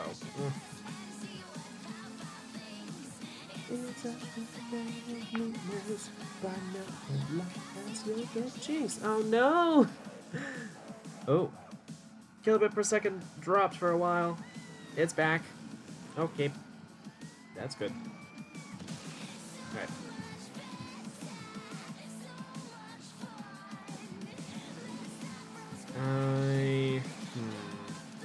I can maximize usable space by changing up the layout over here further.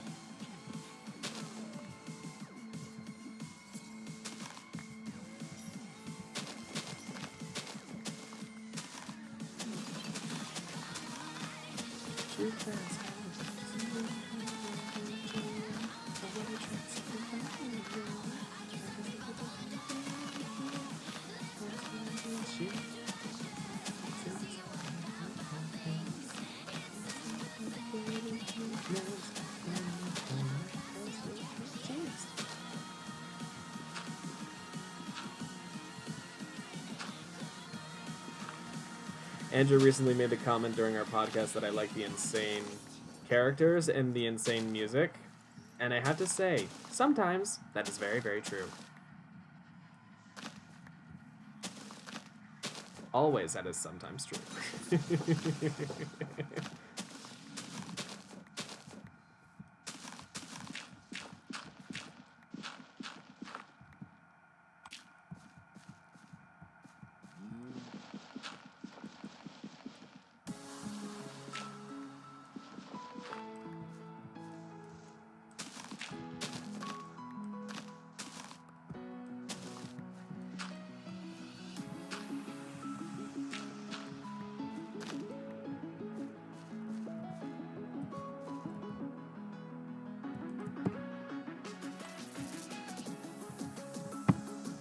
Okay, so maybe I want multiple silver limes, and I want a silver birch.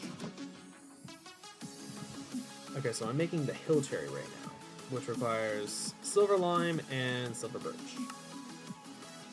It's only a 10% chance, but still. Okay, so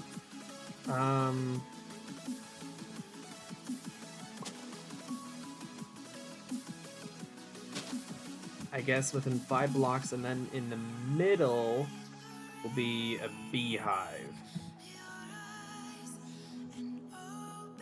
I think that's how it works.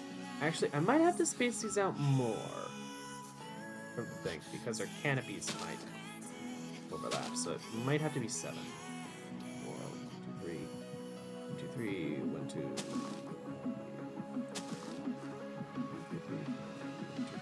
There we go. They seem a little distant, but their leaves will still be quite close together. And I can get some ignoble stock for this. Common drone, common princess.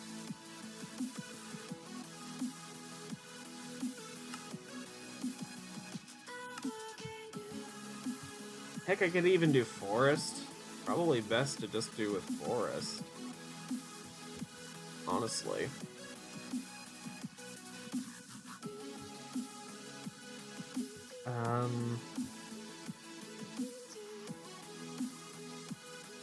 Yeah, I'm just gonna leave it at that.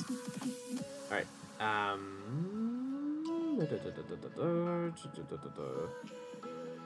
Sleep. Because the bees need the light. And since a lot of my stuff is solar powered, even though I do have the big reactor, extreme reactor, whichever, I do still need light for the main power source for my backup power. Yeah. Especially here. Very much especially here. Alright, so,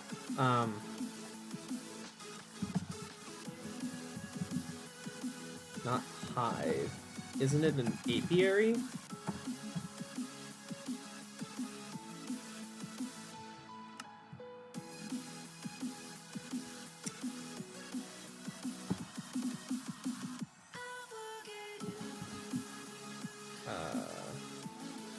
Slab.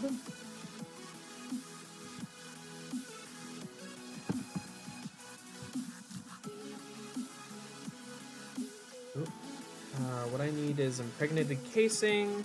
This is a bit of seed oil and a bunch of wood.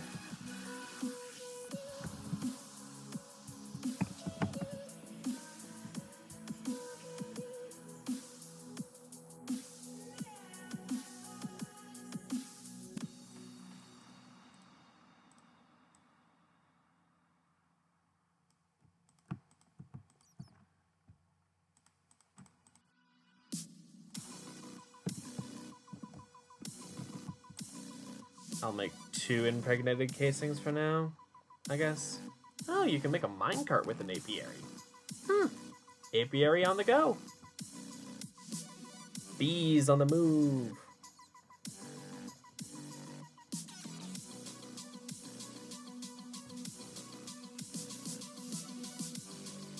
This way I still have some impregnated sticks that I can make. I'll just have to make some more batches.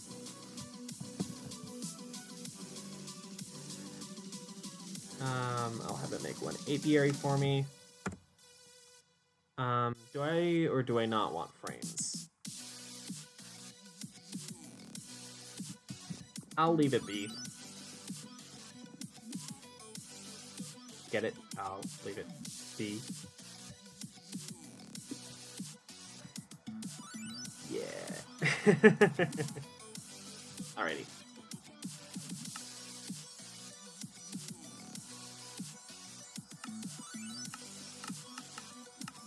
Oh, it's not working.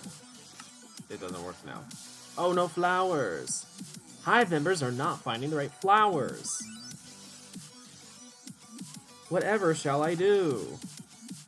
Oh, I just realized I don't have any... I don't think I have any... Oh, I do have suitable flowers for them in here. I absolutely do.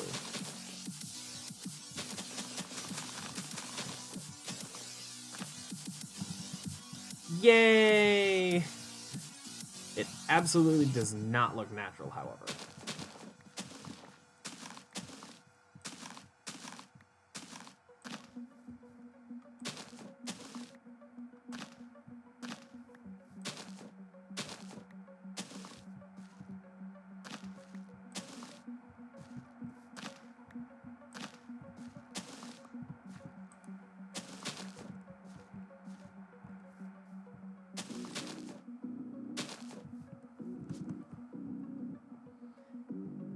Yeah, that works.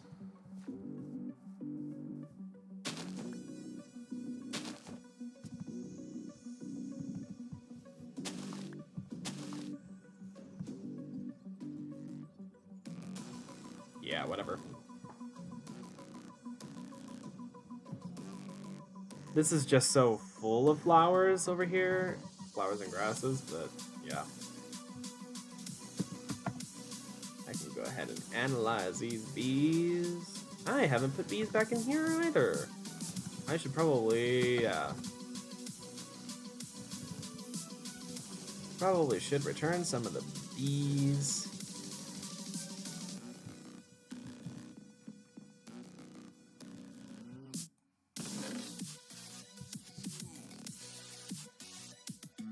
this is also pristine stock, so that means that this one won't ever die on me in captivity. Yay!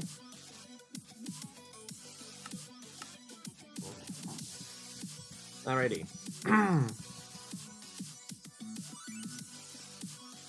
I don't need to continually breed bees as well. If I just let them sit, they can sit. I mean, I really should find a way. Well, I mean, it's pretty easy, I think. Take out princesses and drones from the output, and then just automatically feed the outputs into the. Oh no, I don't think you can automate with those. I think you can make industrial hives though. The industrial apiary, which requires power, but I do believe that it allows you to automate with that. So.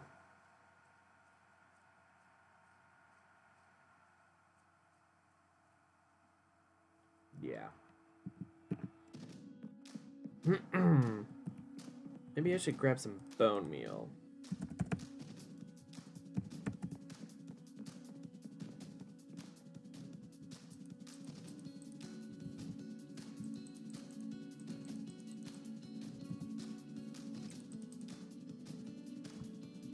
Alrighty, so now I have all of these, and hopefully, I think this is how tree breeding works. So the way that it functions is that you have bees that can transfer pollen, and you have cross-pollination that can happen. This is probably like the slowest and least effective method overall, but I think it's the vanilla forestry method for breeding trees. It's not super effective. In fact, I probably should grab another birch tree. But the idea is that you have these trees, which they're slow to grow, but they still can crossbreed and all that.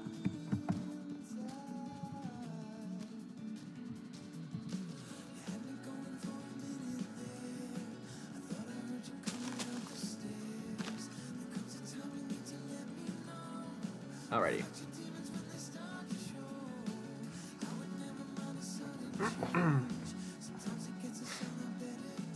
I was about to say, maybe I should surround the roots of these trees with forest earth. That could be a nice little touch.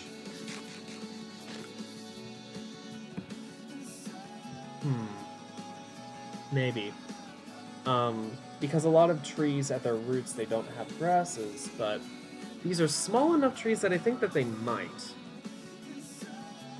With something like a hill cherry, or a big cherry tree, those, I remember back in spring on the playground at the elementary school I went to, there was a cherry tree. There were actually two. And at the base of one, it was always super muddy, and we weren't allowed to go there during spring when it was really wet and all the snowmelt was going on. And then a little later down the road, we had, well, the other one was also, it was smaller, it was younger, it was planted at a different time. We only had one of the cherry trees put in at a time, probably because of the fact that the school could only afford so many at once. Then there were a couple of other trees that were later put in by donation, I think. But the cherry trees were put in for color and for the sake of noise reduction. Kind of understandable. There were a bunch of trees put up on the line against the road that the school was on after probably like the 90s or whatever, when the subdivision around that area started to be built out, because this was a little bit out of the way. But yeah, on one side there was just, I don't even know what's there. Was it like a farm or something? I think it's filled with a bunch of tall grasses and stuff.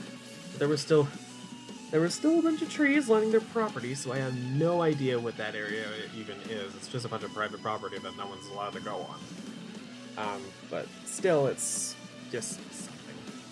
So, anyways, the hope is that the bees get into the leaves, they start cross-pollinating them, and then the leaves eventually turn into the leaves of that specific type.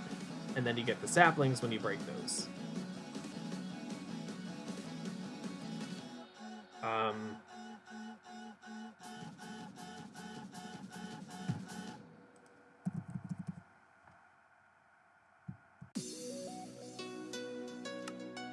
Guarantees a sapling drop when breaking forestry leaves. Has a very limited number of uses. That's what I'm thinking of that I need to use. The Proven Grafter. Ooh, okay. They can only be purchased from villagers. Oh, really? There's the Industrial Grafter, which requires a grafter, a power module, and multiple diamonds. I'm guessing it has power for these charges. There's also the Mana Steel Grafter, which probably repairs itself with mana. Do I have a mana tablet on me?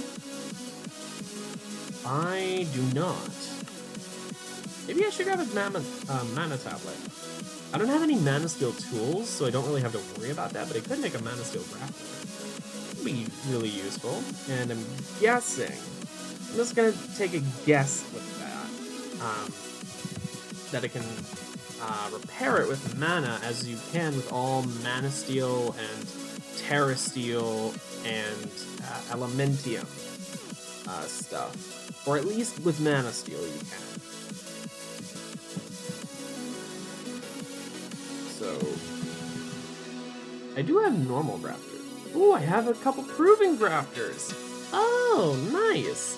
So if this mana steel grafter doesn't work out, I can go ahead and do with that. Oh, I guess I don't need to do that. So I'll just grab that. I'll just grab the one.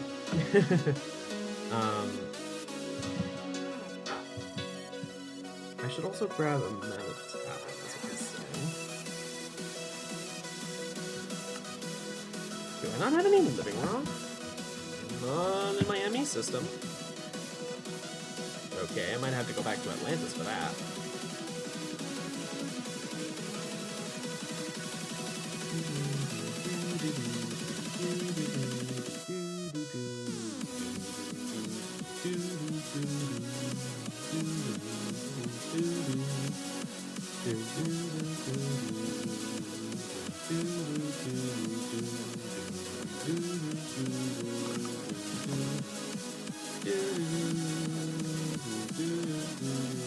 Oh my goodness.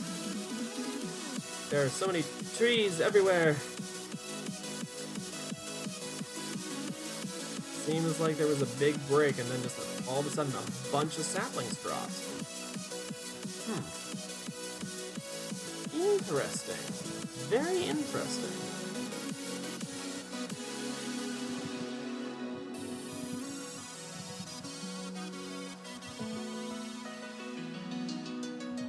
This probably happens every once in a while.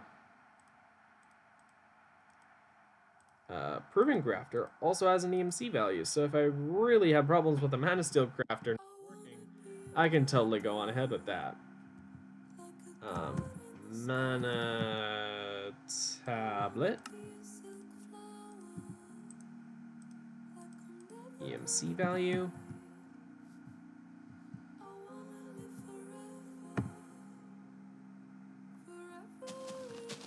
That did not charge at all. I think I need to use one to the forest. Ooh, I should also go ahead and try out the grafter a little bit. Because I can get use it a couple of times. It's down from the 16 uses to probably 13, I think.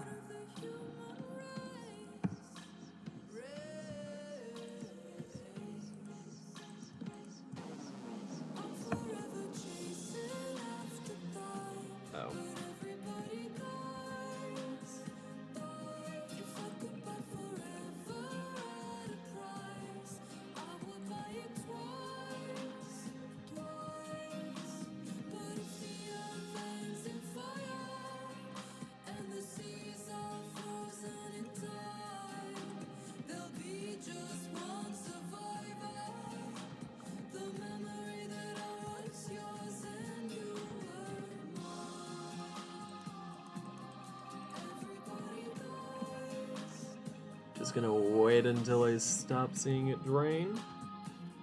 Yeah.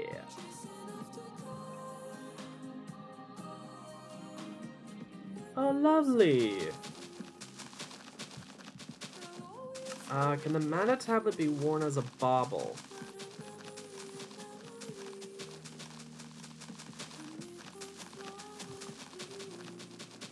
No.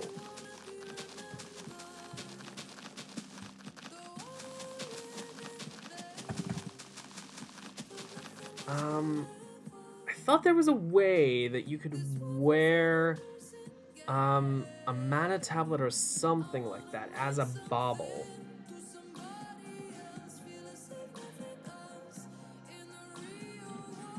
As a band of mana?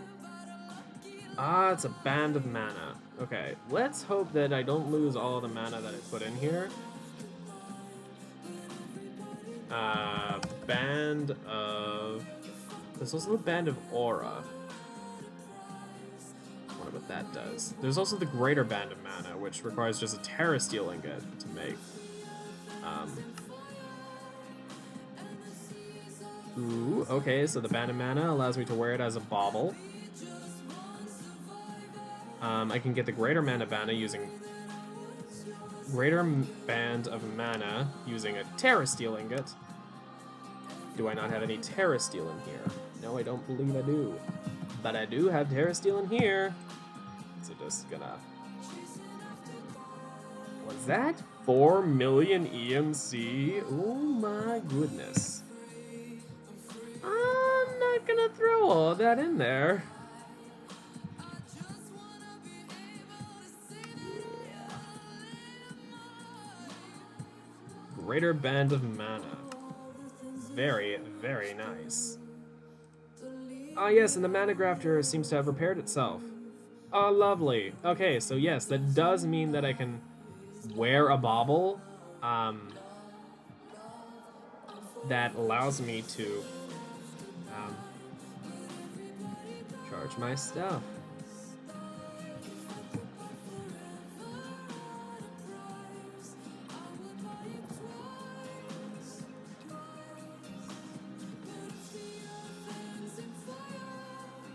Cool. I just have to stay in range of the Solagnolia so that it doesn't suck things up. Or so that I don't suck things up with my ring of magnetization. My thing's sitting back. Oh, let's charge it.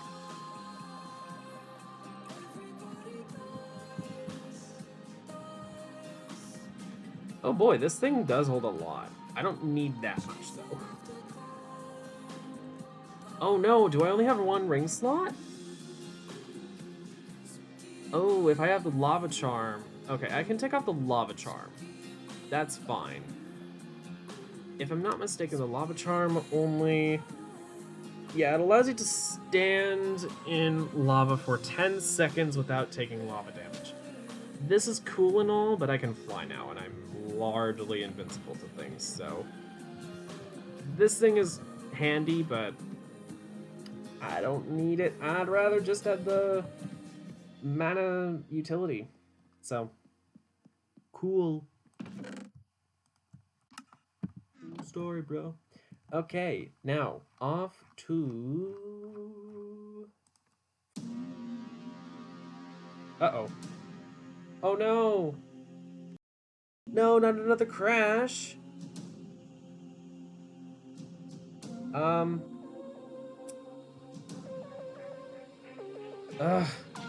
What's causing this? And why is it so random? It's passwords library again. Open it up, and it's the same crash log, I believe. Yep. There are 4 lights, it says. Description, unexpected error. Very unusual. Wonder if this is a known bug, or if this is, because it seems to be affecting the font, I wonder if smooth font is also partially responsible, but the thing is I can't know Because it just doesn't seem to, it doesn't involve smooth font in the crash log. It's just weird. So very weird.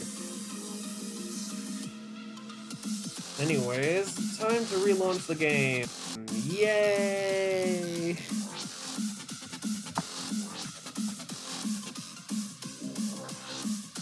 Ay. Okay.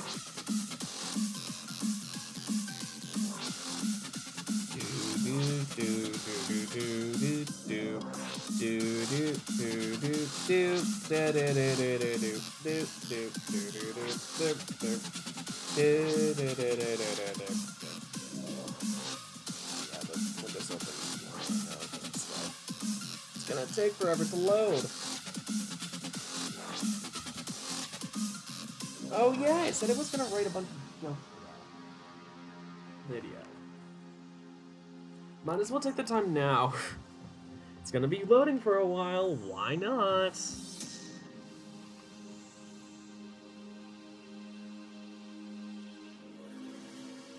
Oh yeah.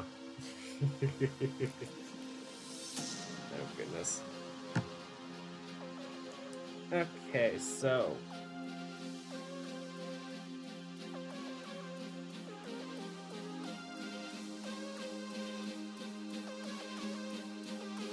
jokes for a mod list.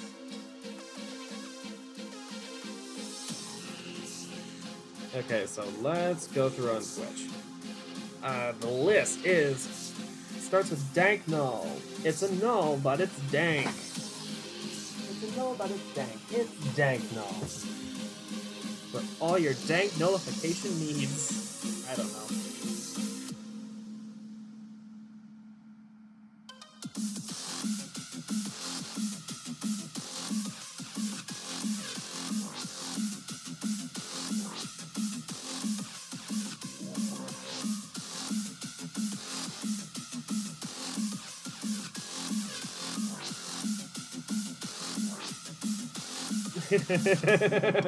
I just saw it.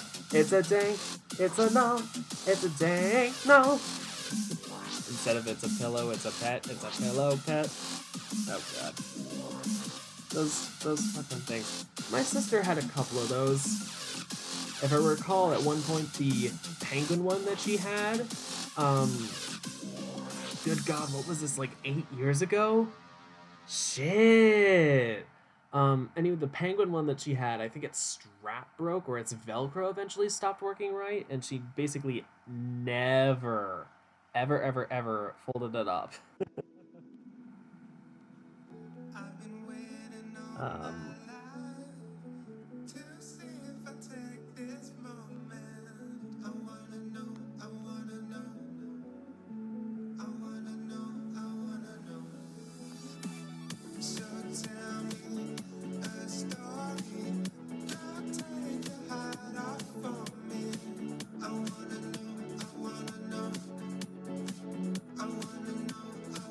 Or a pillow pet.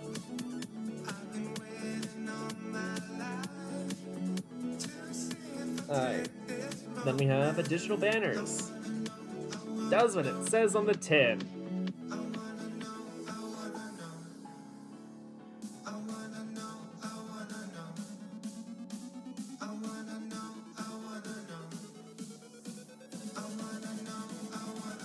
Oh god, I keep doing M's instead of N's. Oof. Additional banners. Does what it says on the tin for all your decorational banner needs. No. Does what it says on the tin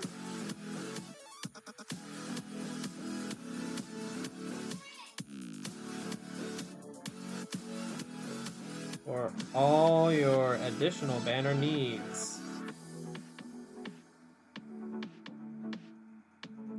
For all your banner design cravings. No, how about all your banner cravings? Yeah.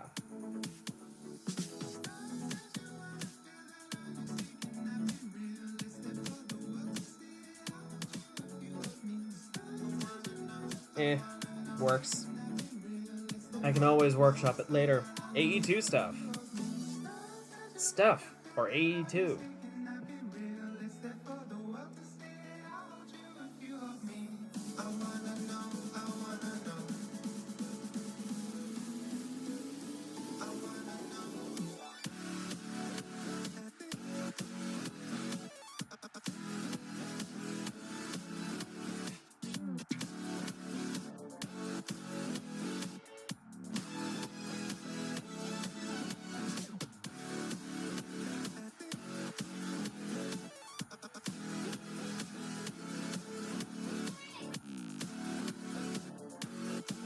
AE2 wireless terminal library. This has to be a library?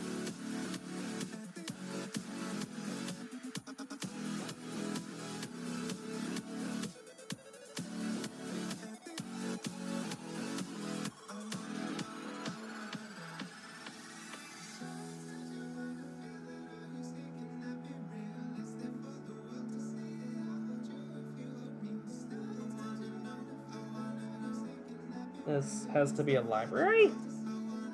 Akashic Tome. Speaking of libraries, how about a library within a single book?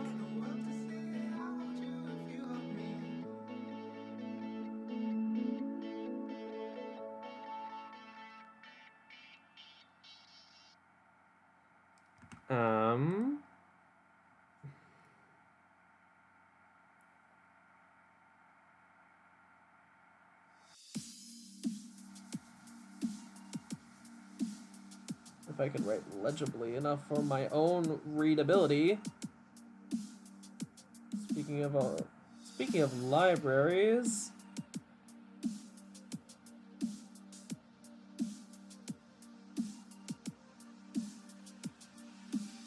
How about one you can hold in your hands?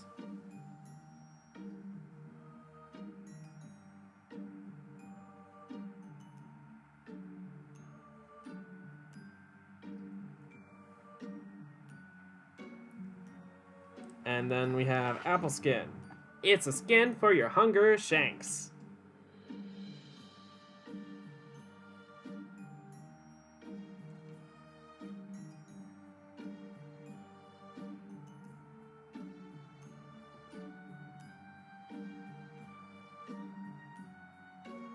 No, well, I was about to say. Actually, it could be name unclear,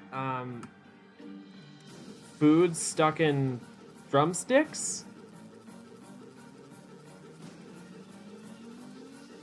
I don't know.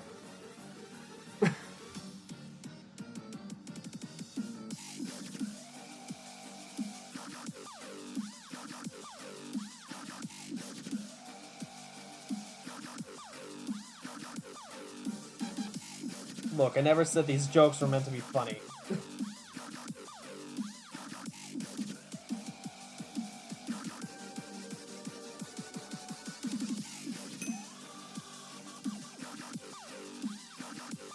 Food stuck in meat shanks? Some people call them hunger shanks or whatever. And I kind of get that, but I call them drumsticks.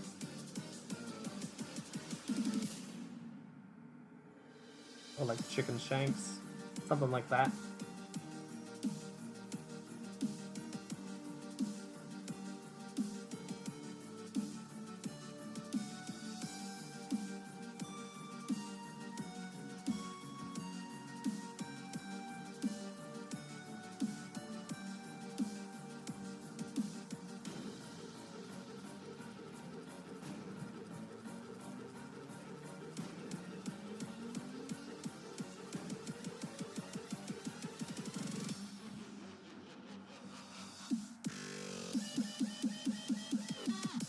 I just came up with a very Cards Against Humanity response to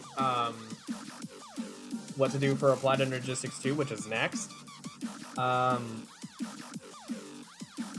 Applied Energistics.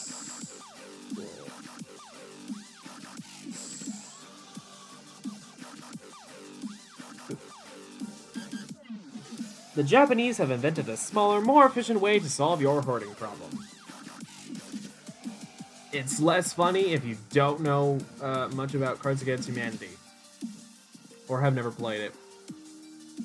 Considering this is a game that is oftentimes enjoyed by children who probably don't know much about that, yeah. Instead, I'll just leave it at a smaller, more efficient way to solve your hoarding problem. But way more expensive because of it.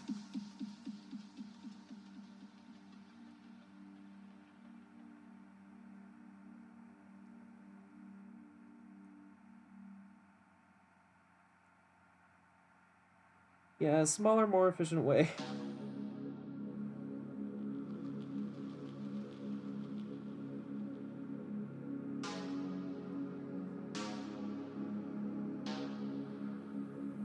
From the secret shadows of dawn, there's a darkness to the sky. The simple thought I recognize. Smaller, more efficient way to solve your hoarding problem. Oh god. Now I can't see what's next. Yeah, it starts to go into thing. Oh, a Roma 1997 core. A core mod used for a Roma 1997's dimensional world. The fact that this needs a core mod feels kind of weird, but okay.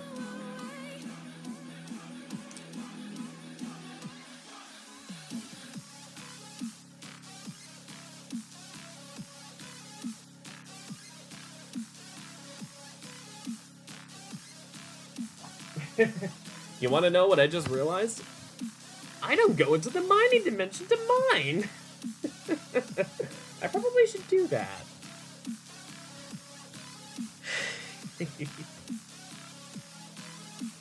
Alright, anyways.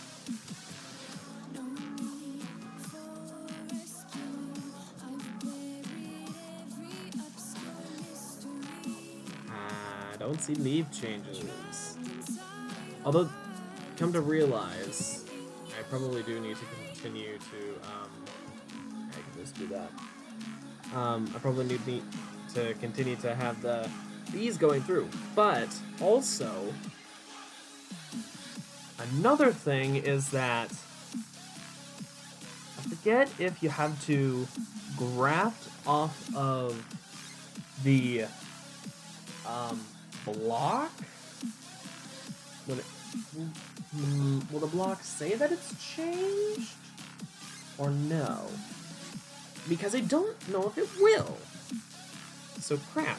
I might wind up just having to let this run for a while and then see if I can get a number of the right saplings off of the tree. I'm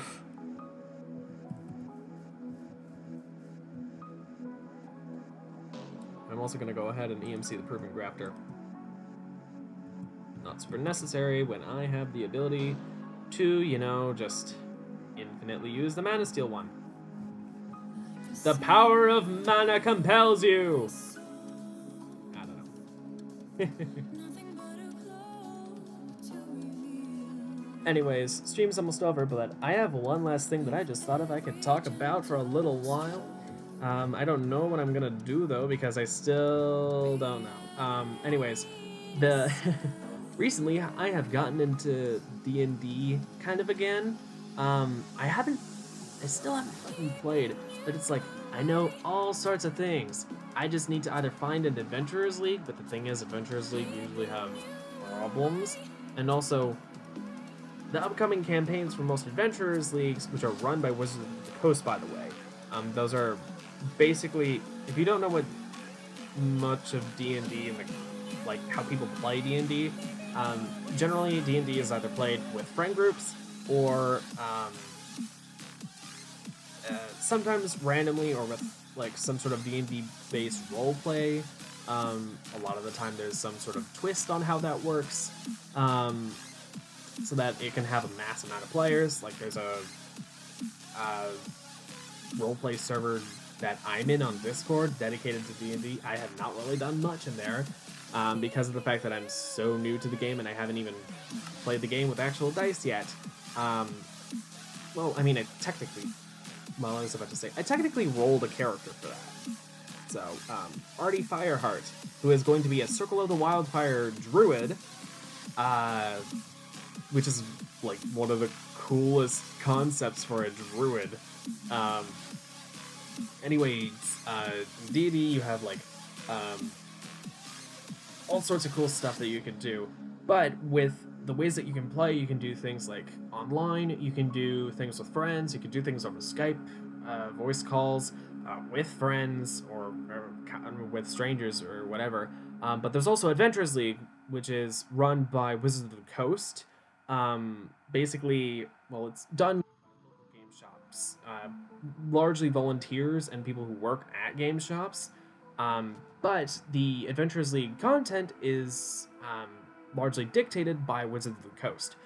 There are optional rules and stuff that are determined by the local person who runs the Adventurers League in your local game shop or local area, even sometimes, because sometimes there's just one lead of like a small chain that all have their own like local isolated Adventurers Leagues at that location or whatever, because sometimes there's just enough people in an area to have multiple of the same game shops, and at both of the locations they have an Adventurers League or whatever. It's usually just like a small back room. Or sometimes they have a small rented out area that gets rented out on like a bi-weekly basis or whatever, and that just winds up being used for Adventurers League. Kind of depends on the place, but I still need to look into Adventurers League in my area.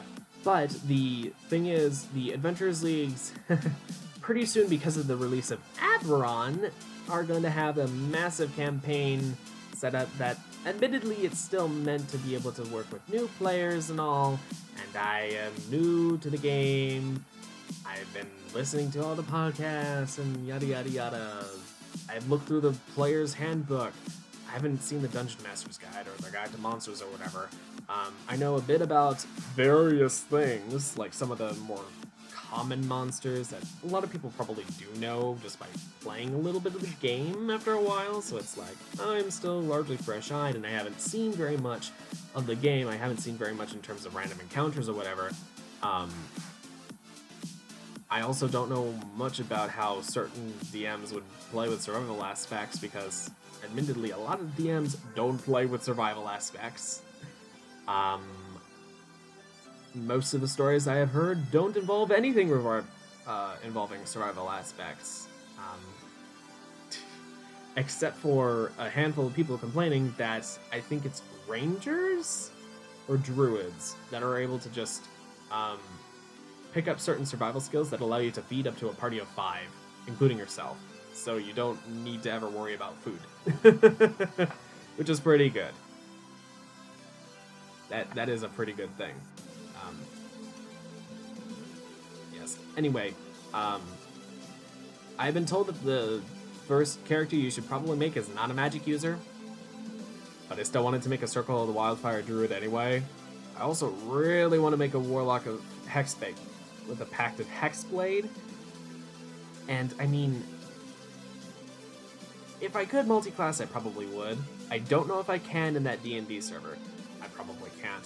But the really cool thing would be having a character who is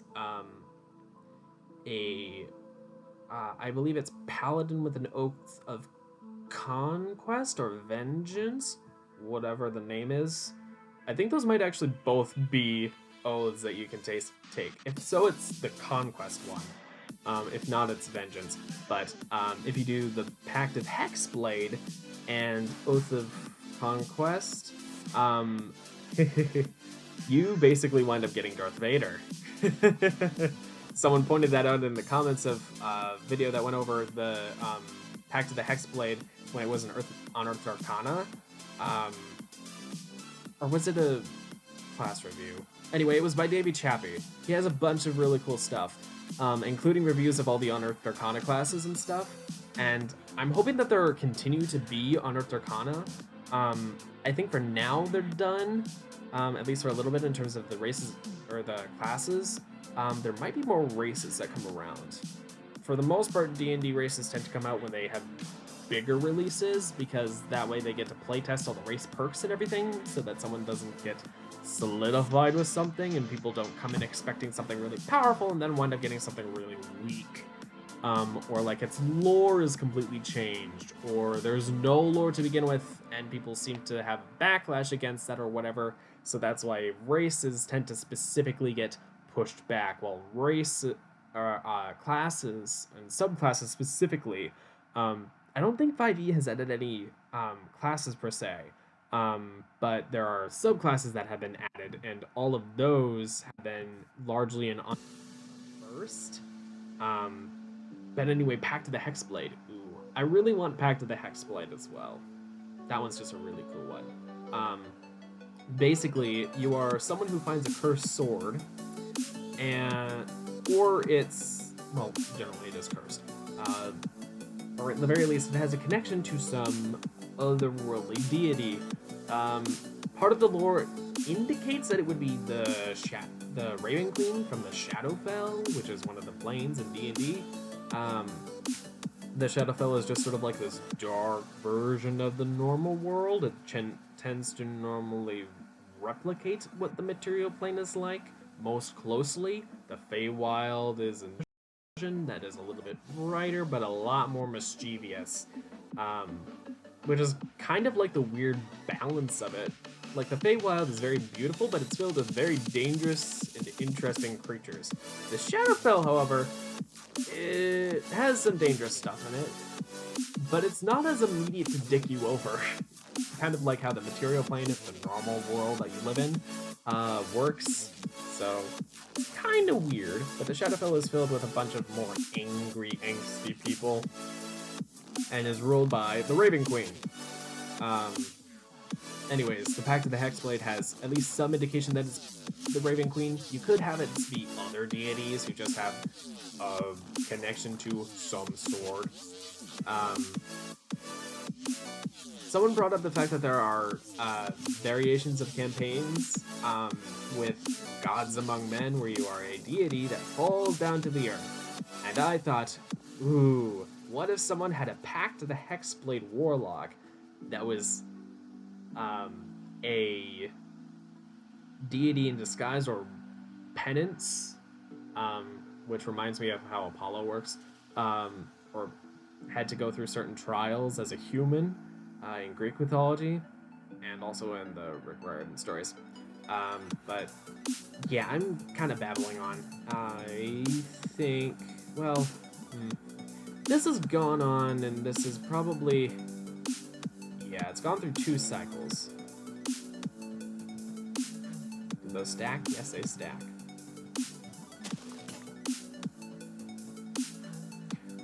Well, okay. I guess I can't vein mine with these.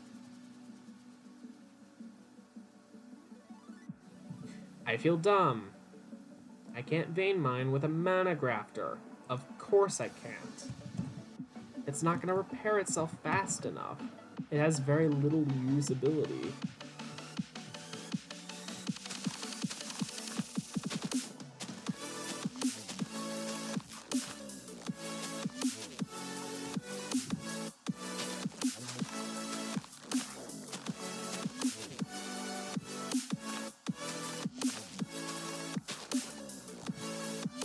I might not be fully understanding how this is supposed to work.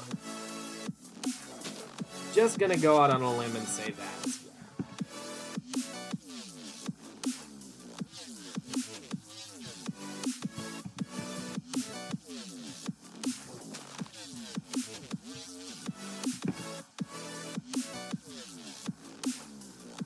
Maybe this'll work.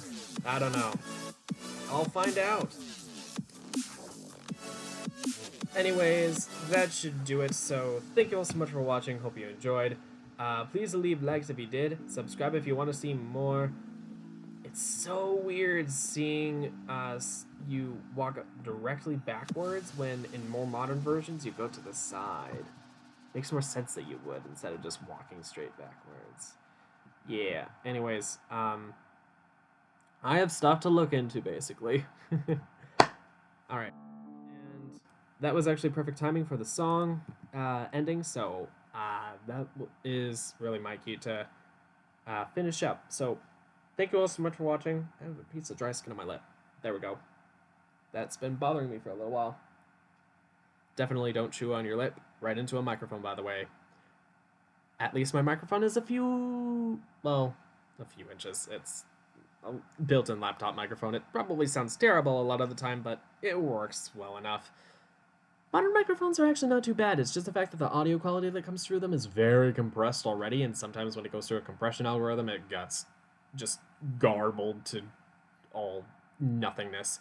Anyways, that should do it. So thank you all so much for watching. Hope you enjoyed. Please leave a like if you did. Subscribe if you want to see more. Hit the like button to show that you did.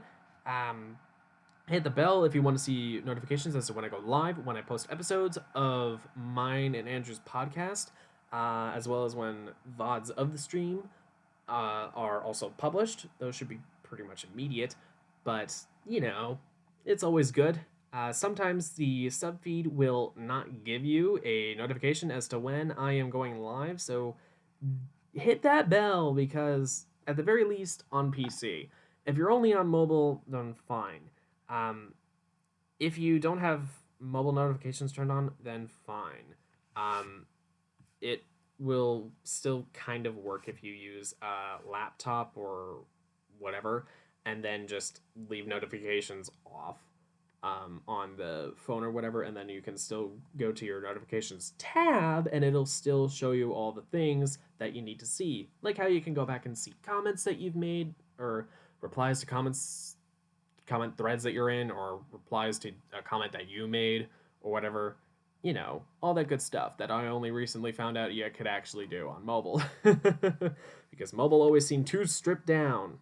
Well, now I know why, as part of the buttons that I never ever press. Anyways, that should do it. So thank you all so much for watching. One last time, this is Guy Smith signing off. Until next time, take care. I'll see you guys. Bye!